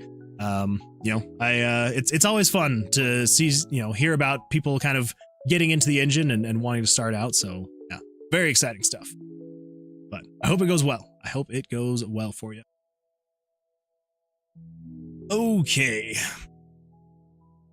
What was broken now at this point? I feel like there was something new that seemed very broken, and now I'm kind of like, wait, what was it? Oh, that's right. The freaking monster image layers and the card draws. All right. I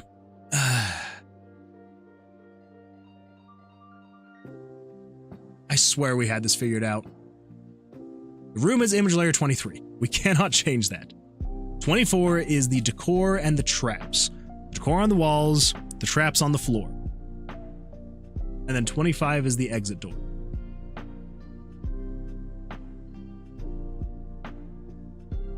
$27 cannot be the deck because 27 is the first card that gets drawn.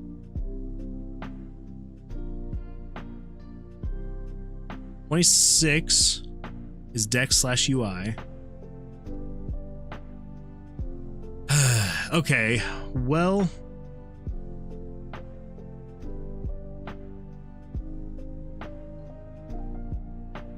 I guess what we have to do is just say we have to make a compromise somewhere. So either in the mini boss rooms, we don't have, either there is no decor in the rooms, but we can show the exit door and the monster, or there is no exit door, but we can show decor and a monster. I'm kind of leaning more toward showing the door and showing the monster. Yep, let's change that. All right, so exit door. Here we go. All right, so exit door is going to be on image layer 24. Monster is now on image layer 25. And then 26 is dice 1/draw pot. And then 27 is dice 2, and that's also where the actual player cards start. All right, cool. let's go with that. So let's copy that. I'm going to put that over here in my notepad so I can keep that up over here so I can actually remember what's happening here. All right. All of that to say, let's get this freaking mini boss spawn working. So over here, so reveal in the next mini map room, show decor. So decor is room layer 24. That is correct. Show the exit. The exit door.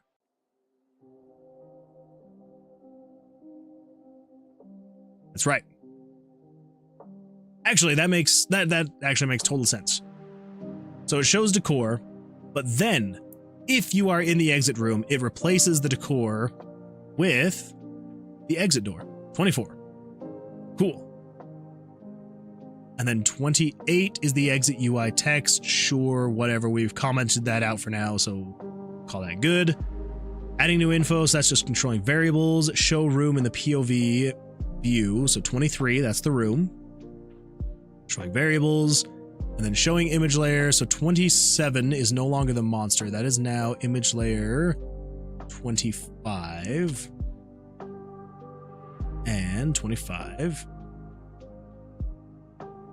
Variables, names. It's getting the monster enemy data. Set value. Show picture 26. Okay, yep, that's the dice. Stack 2. Okay. Woo. There we go. Fantastic. And all of that can be the exact same. Over here for dice move. That is fine there. Over here for the monster animation. The monster is now on image layer 25. Go.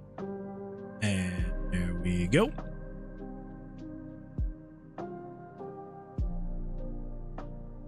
Okay. Then the hit monster. The hit is going to be... Oh, we gotta adjust all this again. All right, that's fine. The attack animation can stay the same. That can still be on that image layer. So 25... 25, 5, 5, and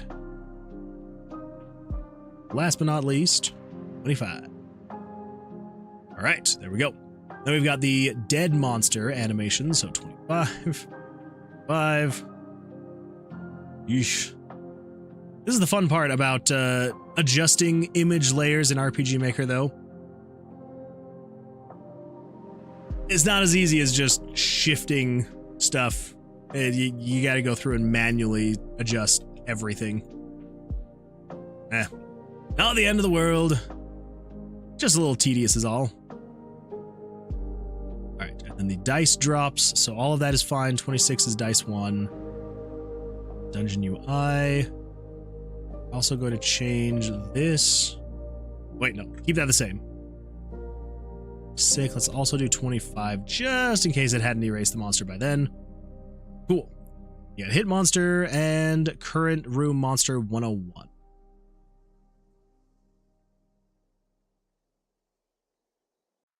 Yeah, that should be fine. Okay. Card draw / attack. All of the card draws, that should all be fine. We don't have to worry about any of those. Player damage. I don't think they should be doing anything with image layers. Nope. Room decor animations, though. This one we are going to have to change because the decor is now on image layer 24, not 25. Easy enough. Swap out all of these. And it should just be the torches for now, because the torches are the only things that are animated in the room decor sections. So, easy enough, not too bad. All right, and then down here we've got the monster card draws. All of this should be the exact same, because none of that is in the POV section, so that should be fine. Come down here, 38, 39.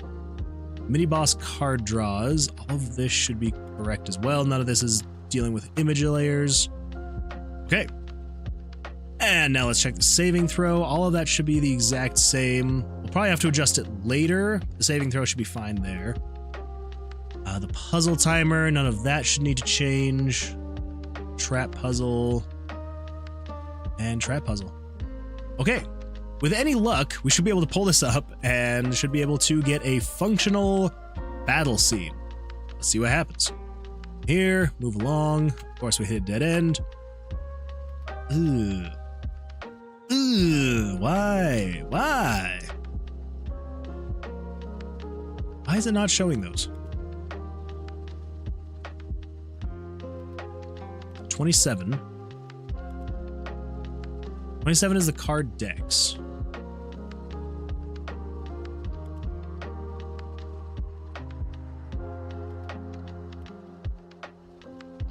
$26. 26 is the draw piles. Okay, that makes more sense because 27 is card 1. So as soon as it drew card 1, it erased the deck. Hey, look at that. It's the mini boss. That horrible, horrifying looking mini boss. The spooky mini boss. If he seems a little out of place, it's because we drew him in like 20 seconds and called it good. So I just wanted to be able to have a good indication of this is the mini boss versus the slimes that you normally see. Okay, so that's the mini boss. All right, cool.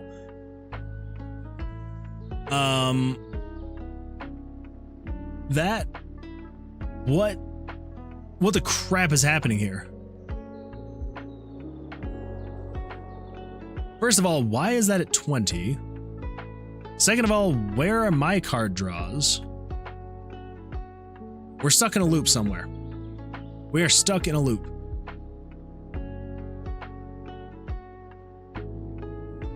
I don't know where the loop is, but we are stuck in a loop. Okay, something weird is going on. So let's come in here. So we've got the mini boss card draws. Okay.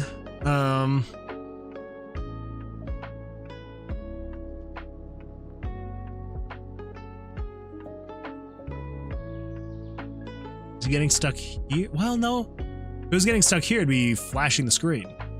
It's not getting stuck here. At least I don't think it's here.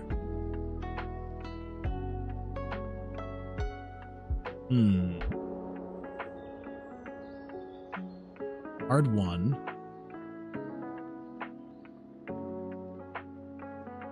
Turns off A.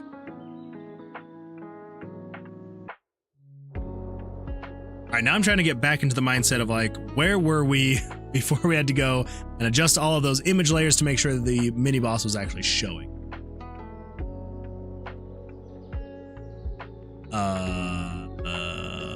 What? These are the exact same. Well, the conditions are the exact same. So it would be pulling up this here, Blackjack.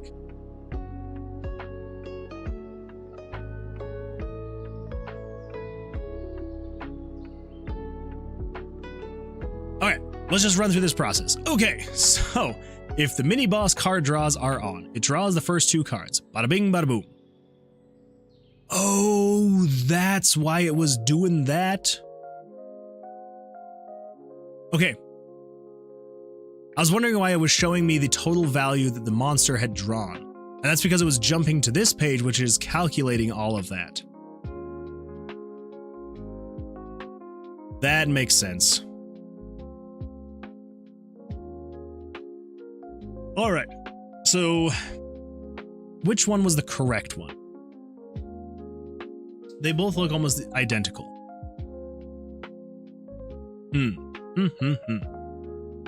Okay, well.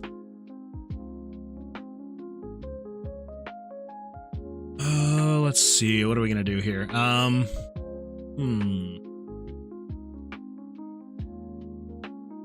So if monster cards drawn is greater than or equal to 2, which it should be because it draws 2 cards, but one of them is face down, the other's face up. So the first thing it needs to do, it needs to back up the mini boss first card. No, it needs to back up the mini boss card 1 value into the mini boss first card backup variable. After that, it then needs to check and see if the mini boss card 1 value is greater than or equal to 11. I I think we decided we didn't need this anymore.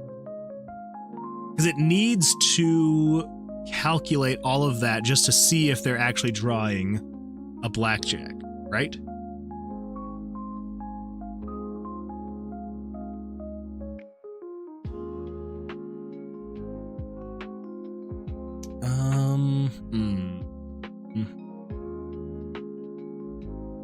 I just don't want to delete things that I may need. But I think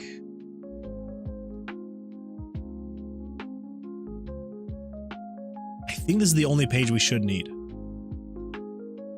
when it gets to the end here, checks for blackjack. Okay, so it backs it up. And then it checks to see if you are equal to 2 through 10. Actually, no, we don't need this second page. This first one is correct. So it backs it up. And then basically it's just checking, hey, are you either a 10 value card or are you an ace? And then the next one checks to see. This one just goes through the regular stuff. And at the end,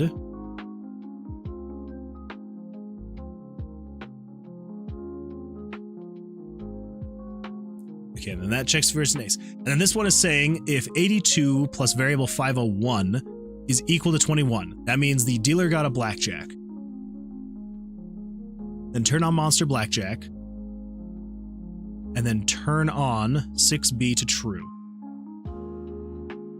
But then if it's not a blackjack, then it needs to set the mini-boss card 1 value to equal the mini-boss first card backup. And then turn off A. Okay, so it turns off A.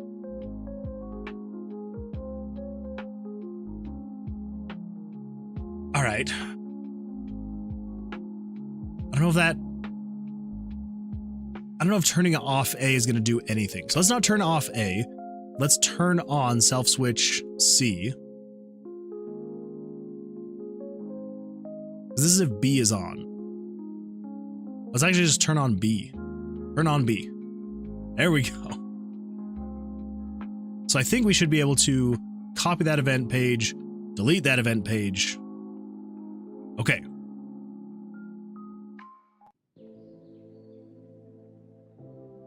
Let's see what happens. Let's go find the exit room, which is in room number 50, and we're in room 16. We're going to refresh and get a new spawn.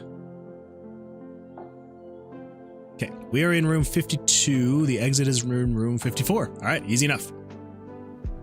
Hey, we got ourselves a trap here. All right, let's see what happens. Still just as broken as I thought it would be. At least we're getting to variable or to event page B though. That's good. That's good. All right, let's get rid of that since we know we're getting here. We also know that we are drawing the cards. Oh, but are we drawing them correctly? I forgot to even check to see what the draw value is. Because again, just like with blackjack, the dealer draws 2 cards. You only see the top one though. The other one is completely unknown to you. And so we want you to know what the top card value is as compared to yours. Yeah. On the bright side though, it seems like the regular monster battles are still working, so that's good at least. That's good at least. Oh geez. We got more traps. Okay, there we go. Just it says spooky ghost. It's true. It was so spooky. Is it just me, or was that torch not animating at first? I think I'm just going crazy. I'm going crazy. All right, 29. So if we come over 1 is equal to 10, which is what the top card value is. Oh, look at that spooky ghost. Spooky. Wait a minute. Hold up.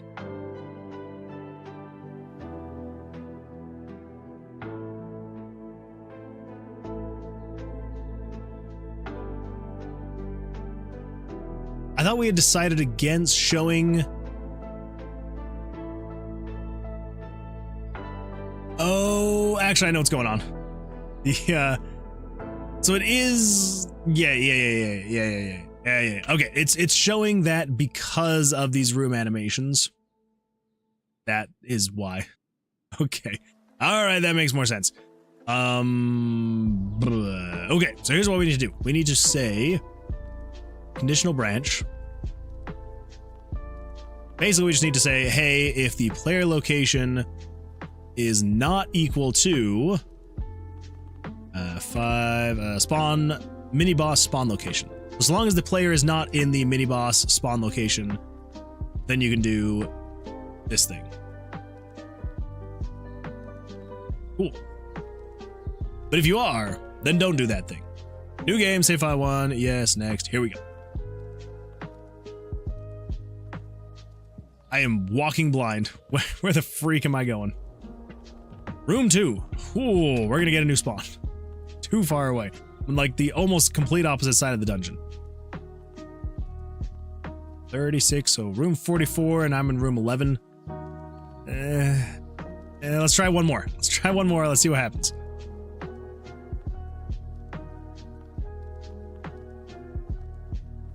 .36 is room 3. We're in room 12. Close enough. Should go down. Ooh, Blackjack right out the gate. Not bad. Whoa, did you see that?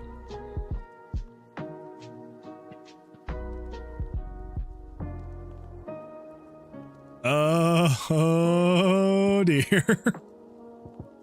Oh dear. Oh boy.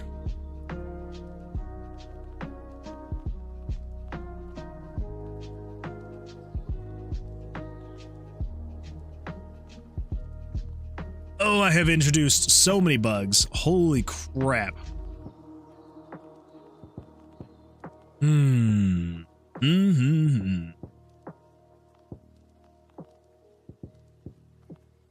I guess we could swap that to image layer 25, where the monster is.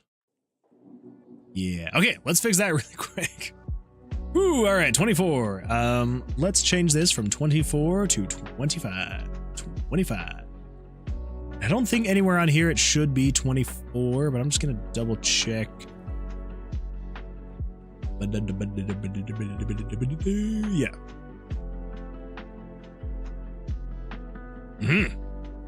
25. I knew there'd be at least one other place that was erasing that image. All right. Okay, that should be better. Let's whew. Now I'm trying to even remember what I was going into test for the first time anyway. So I know we were heading to the monster room though. Room 5, easy enough. I'm also wondering, did I break the monster item spawns? I feel like I have not received it. Okay. I did very much so break things. Holy crap.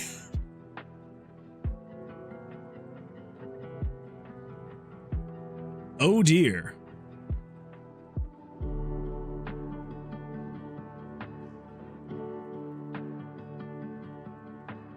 Huh. All right, that's great. Ooh, what is happening there? Ooh, that's a rough one. Oh, I got him.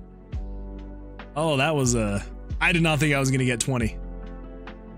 Also, for any blackjack enthusiasts out there and Puritans, I know that in usual blackjack, if you tie with the dealer, you both lose. We decided for fairness in the game, if you tie with the dealer, you beat the tie. So, yeah. That was my own thing. Okay, so this is working.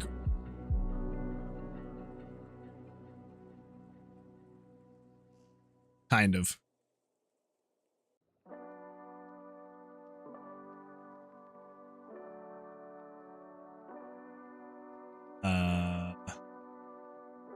Huh? 7, 8. Okay, it's got to be something down here, right? This is when you're moving the dice around in the slots. Oh, yep, it's down here. Don't show 24, show it as 25. Same thing with you, 25. Okay, that should fix that. Ooh. That should be all of that resolved. Yeah, I just feel like the player being able to beat the ties feels a little bit more fair. Yeah, there we go. Okay, I also need to figure out why those dice are so broken. Look at that. I can pick it up and move it, and the thing doesn't freak out. Cool. Good times. All right. Now, I did not mean to reset the game. I wanted to open up the variable list and see where is this freaking room. Room 16. All right, here we go. Of course, I found a dead end.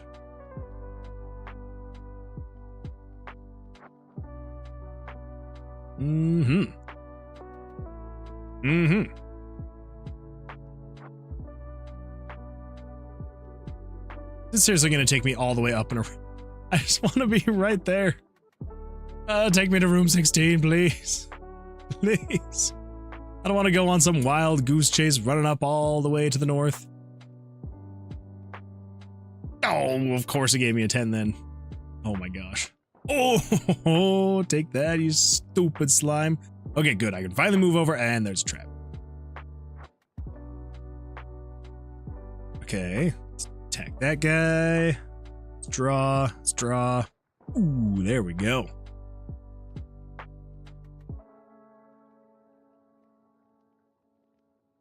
Mm, 20. Oh, that's what I thought. Oh, Blackjack. That is what I thought. Let's inventory a little bit.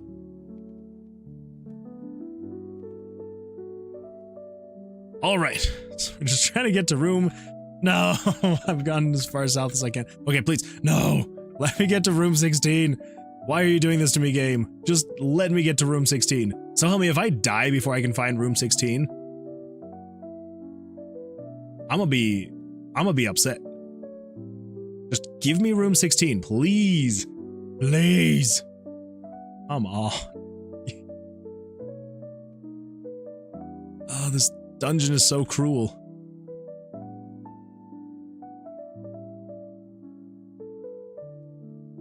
I can only take 5 more hits and then I am out. Oh my gosh. Holy crap, these guys have been drawing so well. Of course. Ooh.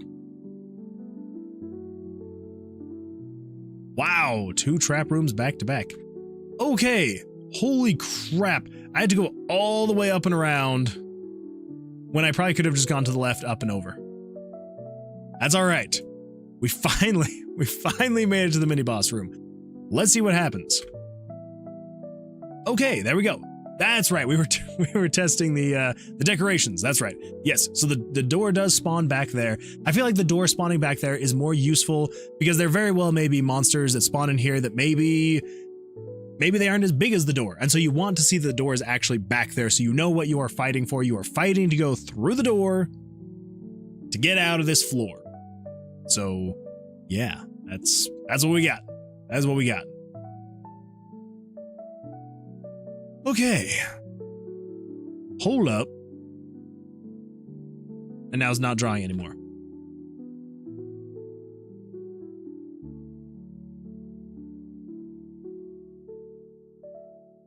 Of course. Of course it's not.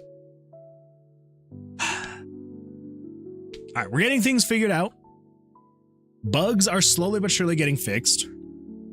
I don't know what it is about the freaking mini bosses. They just break this game so hard.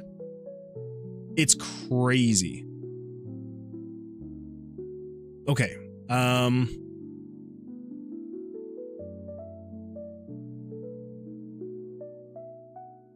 Oh, I know what's going on. Okay, when you leave the room, you need to reset the draw count back down to 0. So 81 you need to set back down to 0. So let's come over here.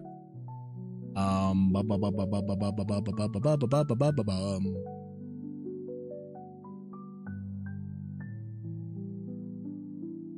would that be being taken care of? When you try to leave the room, it does the transition.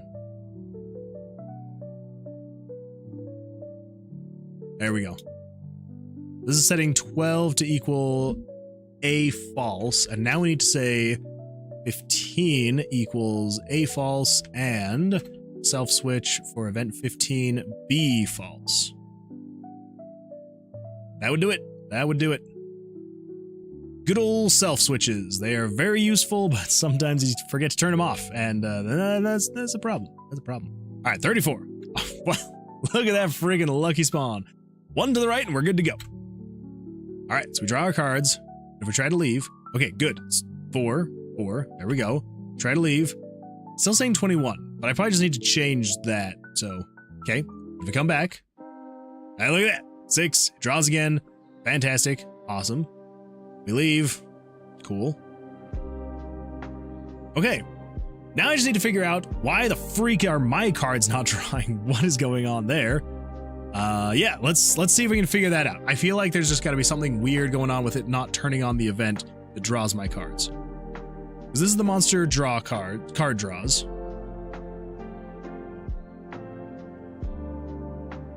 Is it just not turning on the draw cards switch? Maybe. Maybe. So if we come over here.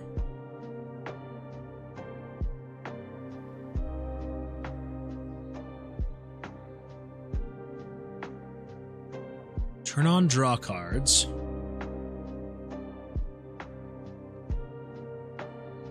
Yeah, so it's turning on draw cards, and it shouldn't be in.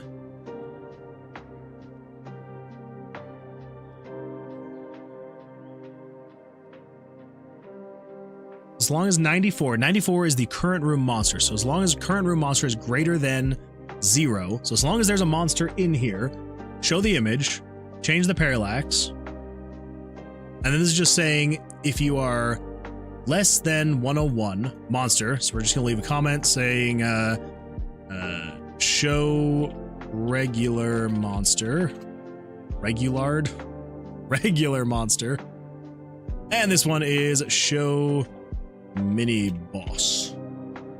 Show the mini boss. Okay, shows the mini boss. And then we're gonna say control variables dot set value 55 to 2. Set events A to false. Copies the database, the enemy data from the database. Turn on spawn monster. Turn on draw cards.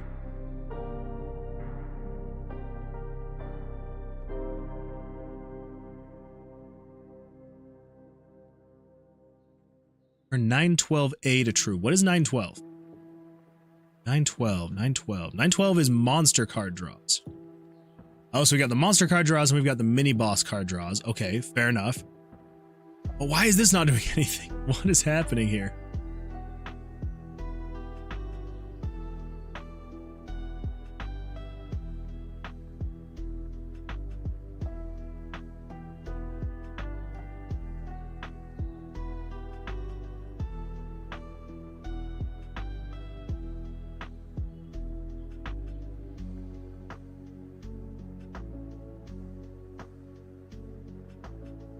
Cards drawn is greater than or equal to 2.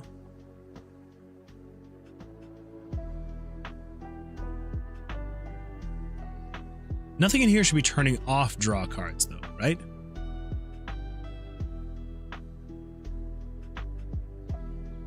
Picked up. C, B. Cards drawn is greater than or equal to 8. Is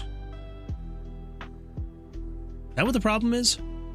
Is the variable 34 just not getting reset? So we need to check and see if switch 6 is on and if 34 should be equal to 0. Should be.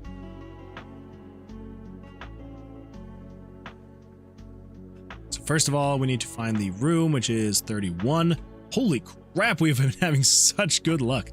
Okay, so switch 6, which is card draws, is currently off. So come over here. Card draws is on. Still on. Still on. Okay, so there's something else going on. So card draws is on. What other variables is it relying on? So this is if current room monster is greater than 1, which that should be the case. So this is if loaded graphics and card draws is on, 5 and 6, which it should 100%. 5 and 6 is on. Okay.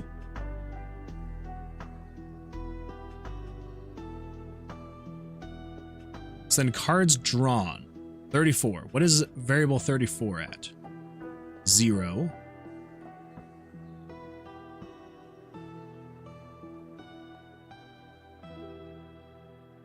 Why? Why?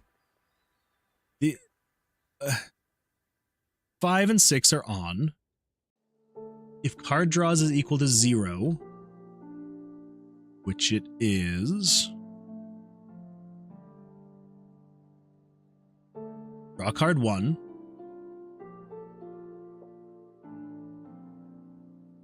Show 27. Move 27. Okay. But it's obviously not doing something in here. Like it's getting stuck on something in here. 5, 6, 7. Okay. Either that or it's getting stuck on like one of these self-switch pages or something.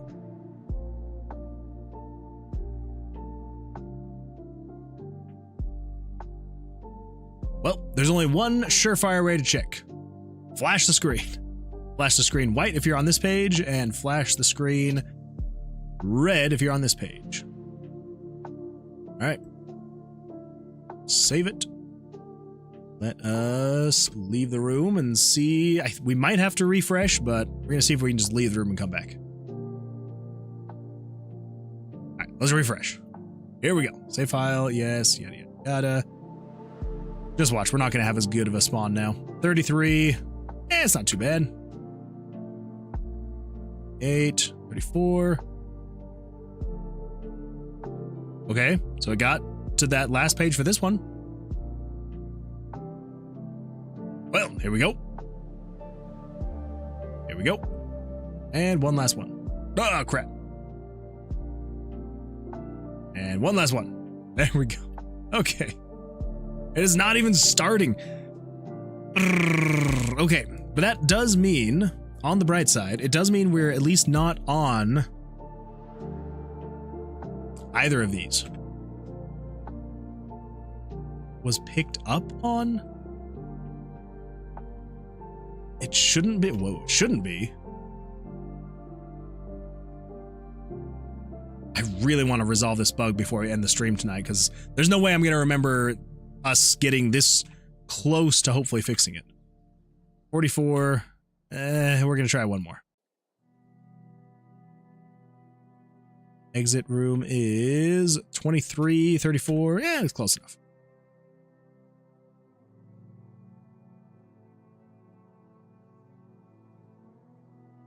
Please. My God.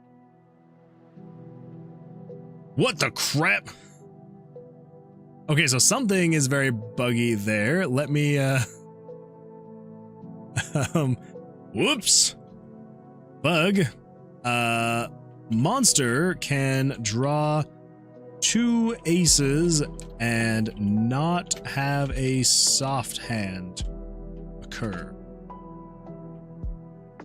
So yeah, the soft hand should definitely not keep that from happening. So something weird is happening there.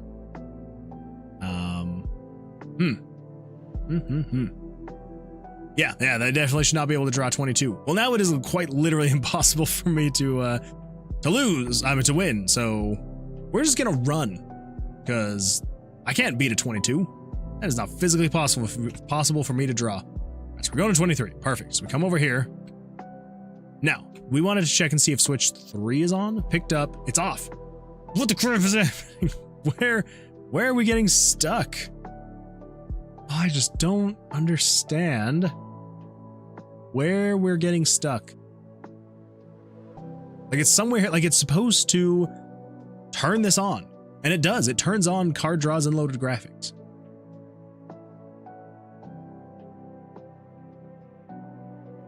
And it's saying that 34 is 0.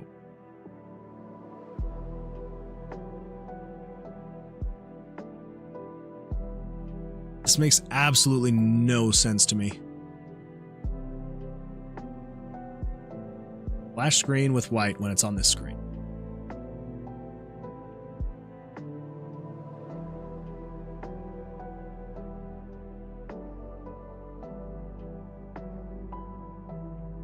54, and that is at 27.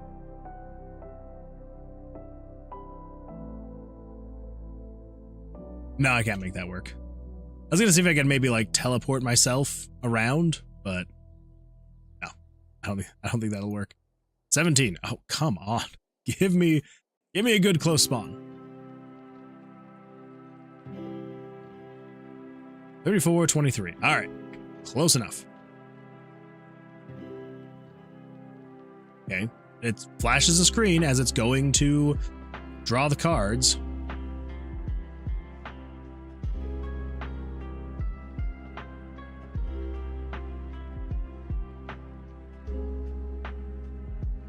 And it doesn't flash the screen at all here. Why? What is happening? Current room monster is greater than 1. Okay, that's fine. But it should be turning on. We've got loaded graphics and card draws. So it should be on this page.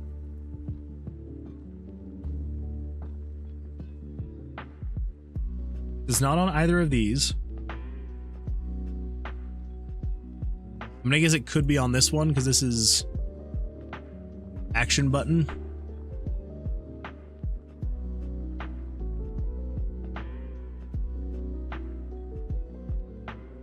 And then your if picked up is on, which picked up is not on. Yeah. I do wish there was a way in RPG Maker to better check if a self switch was turned on. Because you can check switches and you can check variables, but you cannot check self switches. Or at least not that I'm aware of.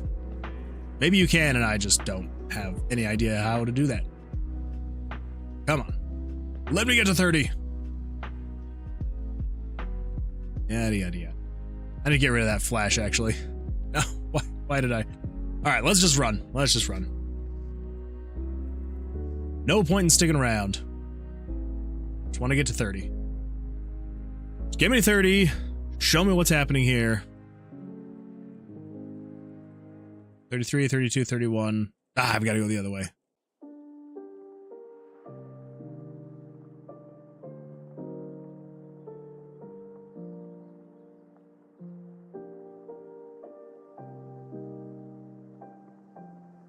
Not a freaking clue.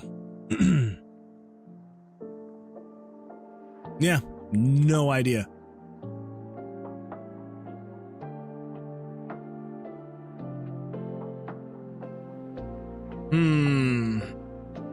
Yeah, I have no idea why it's not. I don't know if it's getting stuck in a loop here. But even if it's in a loop on this page, it should come up over here. And this is saying if 34 is equal to 0, which it is, then it should do all of this stuff. Show the image layer. And if it was having a hard time showing the image, hard one value. But it's like it doesn't even, it's just like not even doing anything here. It works on regular monsters.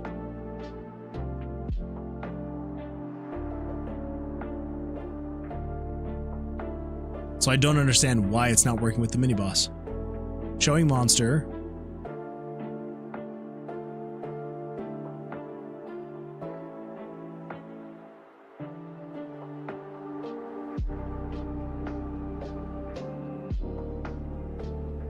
Like it's gotta be something going on in here when it's spawning the monster. So showing the monster. If 94 is greater than 0. So basically this is saying, is there a monster in this room? Is anything greater than, well, 0. So anything 1 and above means there is a monster in the room. So as long as there's a monster, it shows the card decks, which I know that it's doing that.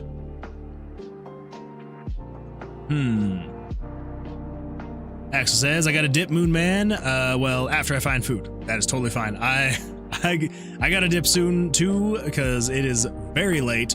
I'm like, I feel like this bug is so close. Something going on. There's something weird going on. Yeah, if you got a dip, no worries at all. Yeah, it's been absolutely fantastic to have you here. And I absolutely appreciate that song. It is a fantastic song, and I now have it in the rotations. And yeah, should be good. Okay, so then this is saying... Okay, so it's showing the mini boss though. So I know that part's working.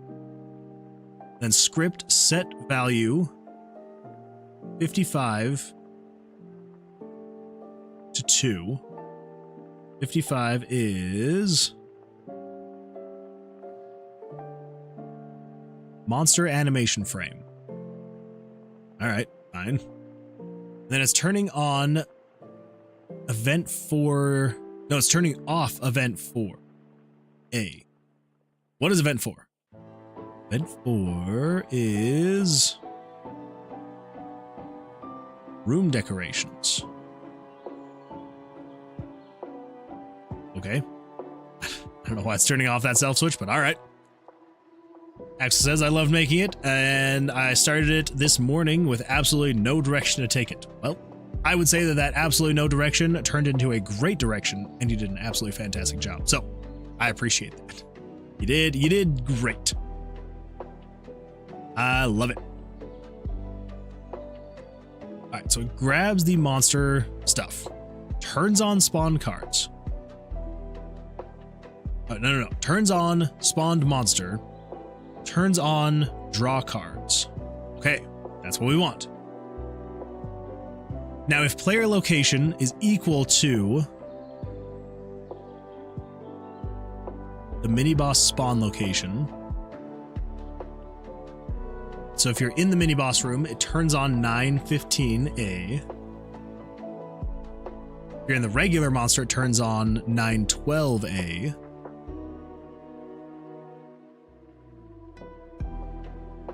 And then if you are in...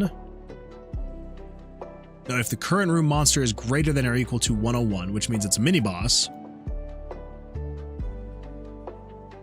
then turn on 62. What the freak is 62?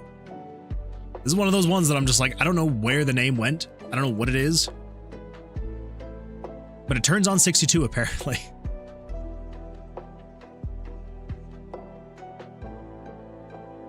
And then if player's location is not equal to starting exit room.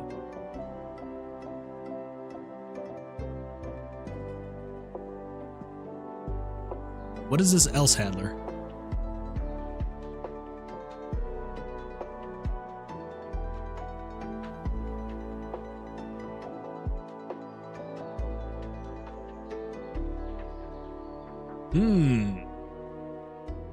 So if 94 is greater than 0, but if it's not greater than 0, we're just going to say if player location is not equal to starting location, then erase. Okay, all right.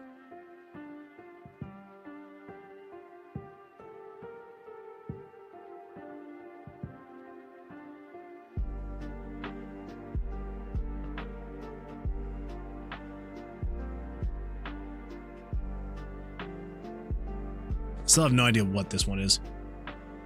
I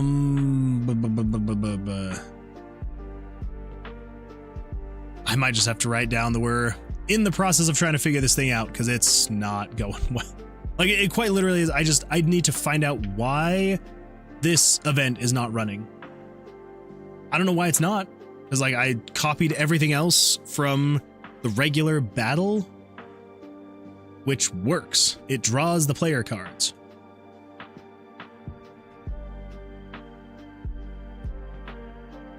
I think we might just have to say, I'll write it down. We'll figure it out on the next stream.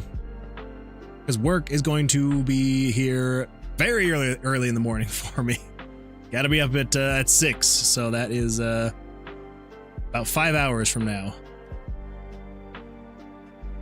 Not much time. Okay, yeah, we'll figure this out. We'll figure out where it's getting blocked up on the next stream on Sunday. Yeah. We'll figure it out. Let's come over here. We're just gonna say bug on mini boss room, player hand, or player not auto drawing, or really just drawing in general, not drawing, but it works on regular monsters. Yeah, no idea what's going on there, but we're gonna figure out something. We will get to the bottom of it. We're gonna figure it out. It's gonna happen. So, yeah, very weird stuff. It just says that's a mood. I should stop too. Yeah, it's.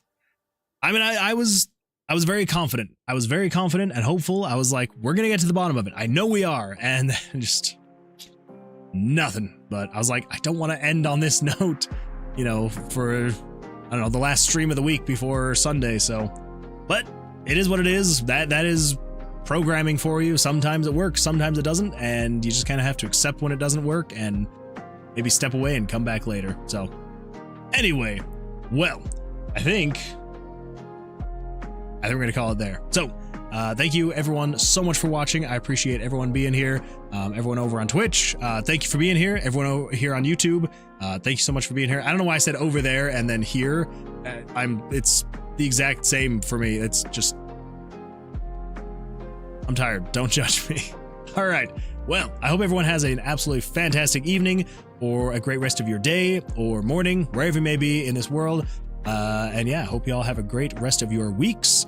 And I will see you all here, same time, same place on Sunday for the next stream. So I'll get that scheduled. So yeah, we'll be here.